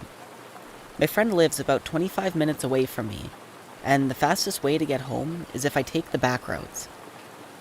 As I'm driving home, there is one other car about 4 lengths in front of me. I'm about 5 minutes away from my house, and then I see the car's taillights suddenly break. Then, the car speeds off and turns on a road where I couldn't see anyone anymore. I didn't think too much about it. Maybe a raccoon ran out in front of them, and they didn't want to hit it. As I get to the part of the road where that car slammed on their brakes, a man, a big man, probably over 6 feet tall in an all-black hoodie, jumps in front of my car, flailing his arms and yelling at me. I swerve to the right not to hit him, and I look in my rear view, and now he's gone. This road had houses, but where this man was, there were none. No streetlights, no broken down cars. I raced home and called my husband, who was about 2.5 hours away at an event, and wouldn't be home till after midnight. I told him what happened and how he just disappeared, and I was terrified to get out of my car and walk into our house. He stayed on the phone with me until I got inside, and immediately headed home.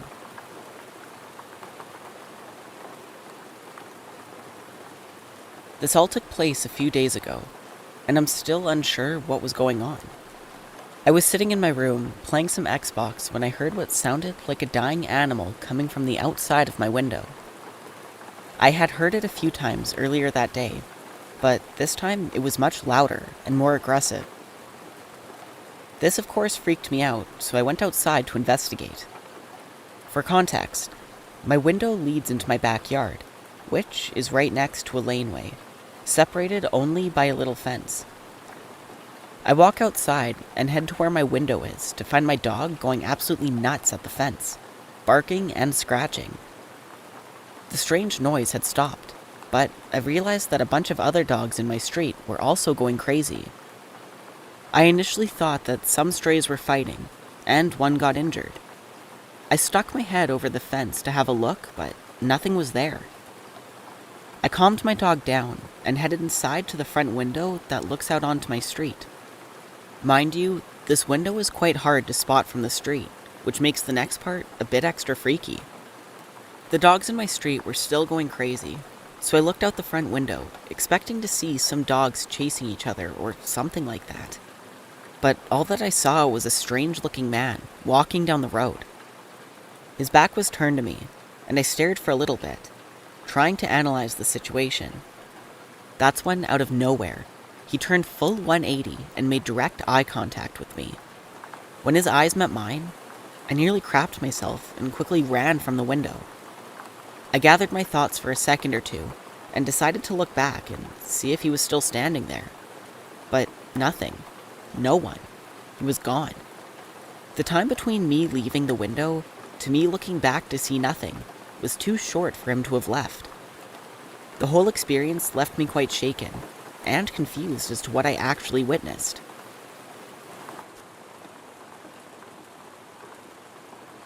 This happened to me when I was 13. For some background, I had switched to another school that was further away from home. And now instead of only taking one bus, I had to take a bus, a train, and then another bus to get there. With my now longer commute, I had to leave my house around 7 a.m. if I wanted to be there for 8:30. For the most part, I had never worried about safety since public transit was pretty busy in the morning. As I got off the train, I had to cross a big bridge in order to reach the area with the different bus routes. There were 3 major ones, but it didn't matter which one I got on, as they all passed the school before breaking off into separate directions. So one morning, as I was waiting for one of the buses to show up, some random construction worker also waiting for the bus started talking to me. He looked around mid-30s. I didn't think much of it, as I was easy to have a conversation with. I started seeing him more frequently at the bus area, and I began to find it a bit strange because he would always compliment me. He'd say I had a cool bag or a nice jacket at first, but he never said anything that would raise any red flags. Things started to get weird pretty quick, and he would start complimenting my features, saying I had pretty eyes or a cute smile. I was beginning to get a bit uncomfortable, but again, I just brushed it off and chose to start avoiding him. I never thought too much of my own safety, as there were people around and I had a cell phone in case I had to call my parents or the police. I didn't see the guy for a few days, so I began to think I was in the clear and forgot about him. But then things really began to escalate. I was sitting by myself with my earbuds in when suddenly someone tapped my shoulder and sat beside me. It was the guy, and he was now talking to me like we were friends. I was really uncomfortable and tried to dismiss him and went to walk away to the other side of the bus area. But that's when what he said really caught me off guard. He just casually turns to me like it was nothing and says, "What would you do if I tied you up and never let you go?" I was genuinely appalled. I got up from the bench and started walking away. He got up and started to follow me when 2 buses pulled up, thankfully. He of course followed me onto the bus, and who knows, it could have been coincidence on where he was going.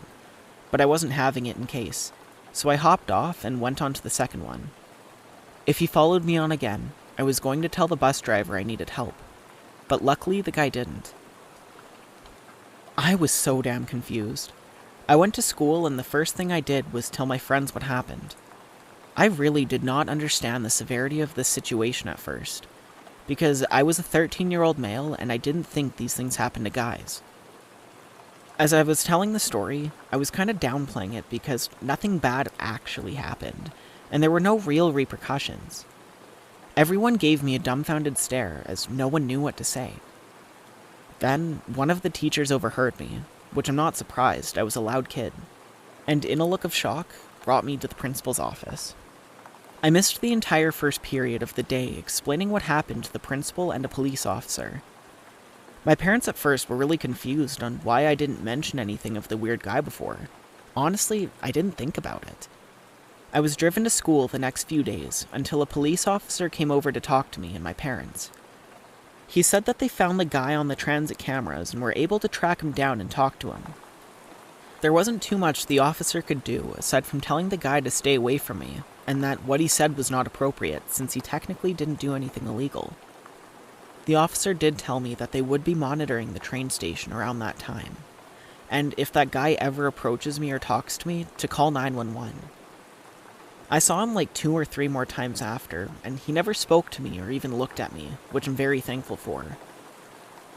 I've always wondered what would have happened if that teacher didn't overhear me, or if I just didn't tell anyone, but I am glad nothing major or lasting came from it.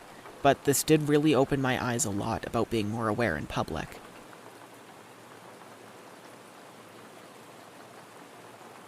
I used to live in a small neighborhood from ages 13 to 18. This took place when I was around 15. I spent most of my time just walking around the neighborhood listening to my MP3 player.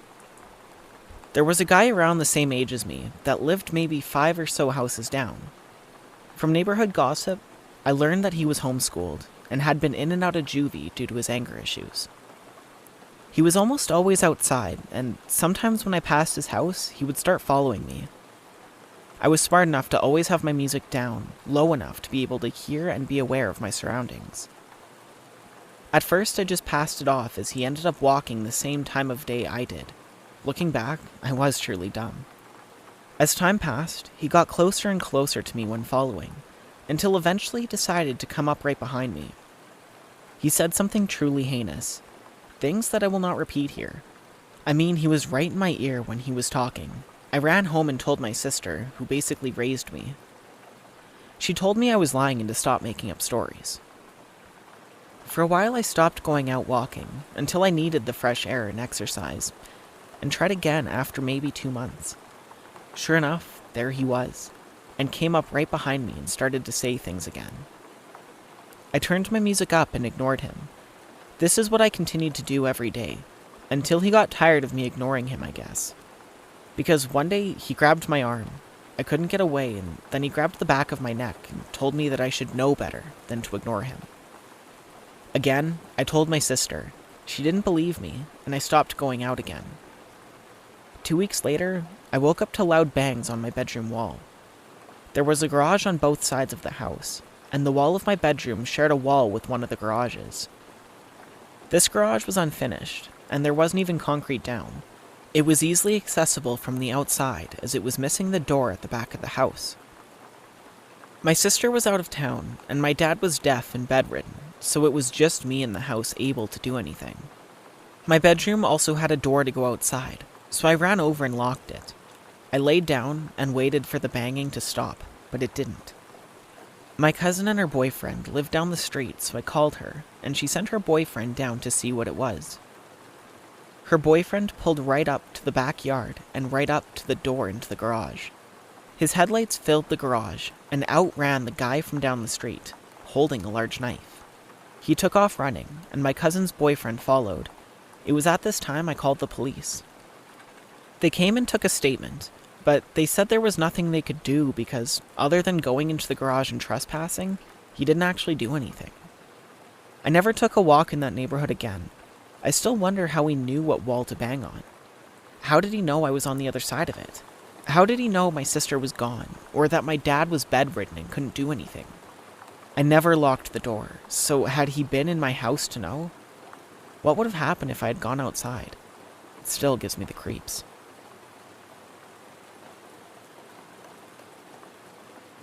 I used to be a 911 dispatcher for a small city. We dispatched all law, fire, EMS, for the entire county, and within this county, there were multiple law agencies. I had been there for about 3 months or so when I met him. Let's call him Jake. Jake had recently transferred from a big department in California and landed himself randomly at our department. It didn't make much sense on why he left California in the first place, but he always insisted it was just time for him to move to a smaller and less dangerous department. Him and I quickly became close and would chat almost every day after I got off shift. Within a few months, it became apparent that we liked each other, and our flirting progressed into something a little more serious. Fast forward to a few months later, and it turns out he was doing some inappropriate things and took photos and videos of me whilst he was active on duty. This and a few other things he had kept hidden on duty led to him losing his license and leaving. During the process of his termination, his sergeant had suggested I get a protective order against him, as he had made some threatening statements previously towards me.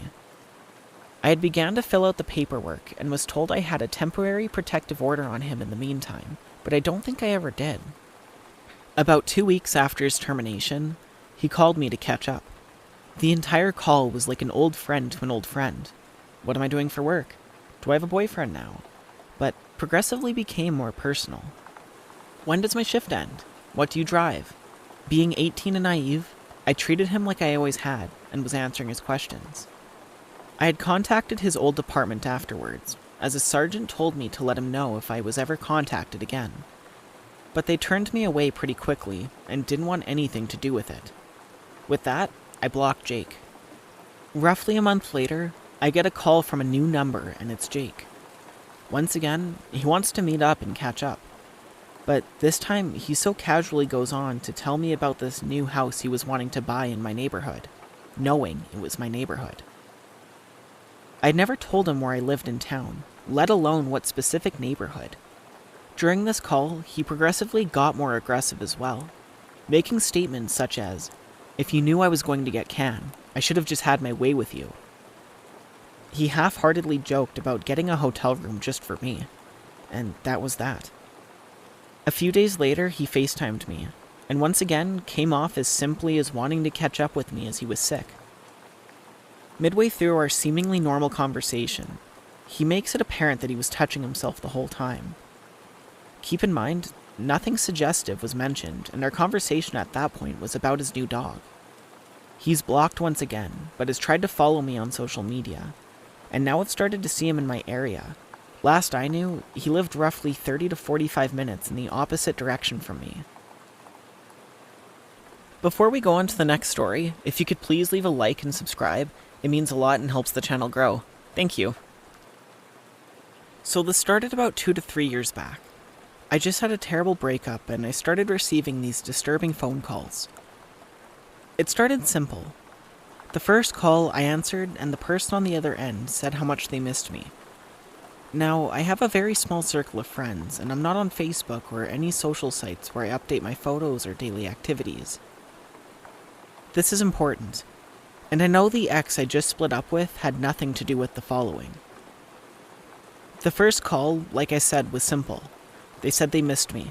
I asked who it was, and they just said, "It's me. Don't you remember?" So I hung up, and they immediately called back, crying, upset, and saying that I was being mean. The caller was clearly an adult male, but they were talking as if though they were a very young child, around 6. I hung up again and they didn't call back. Looking back, I should have just blocked the number, and as I mentioned, I just got blindsided by a breakup and wasn't thinking very well. Then they kept calling. They would call, and if I didn't answer, they left messages, saying how pretty I looked with my blue sweater that day, or that they knew how I took my coffee and said they would remember it for when we finally went out for a drink together. I blocked the numbers. They would call from another. I answered one day, yelling at them to leave me alone, and hung up again. When they called back, it wasn't the boy, but his mother. She was very upset, said I was hurting her boy by not wanting to play, and you could very clearly hear the boy crying and screaming in the background. At this point, it dawned on me that this wasn't a joke, prank, or something. There was something seriously wrong with these people, and they were obviously watching me.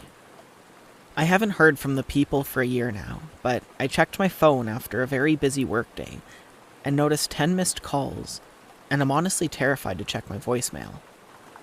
I've reached out to the cops, but they won't do anything since I haven't been explicitly threatened, and have been advised to just block calls. I'm going to change my number, but I'm terrified that the calls will continue, even after that, and that it will upset them further.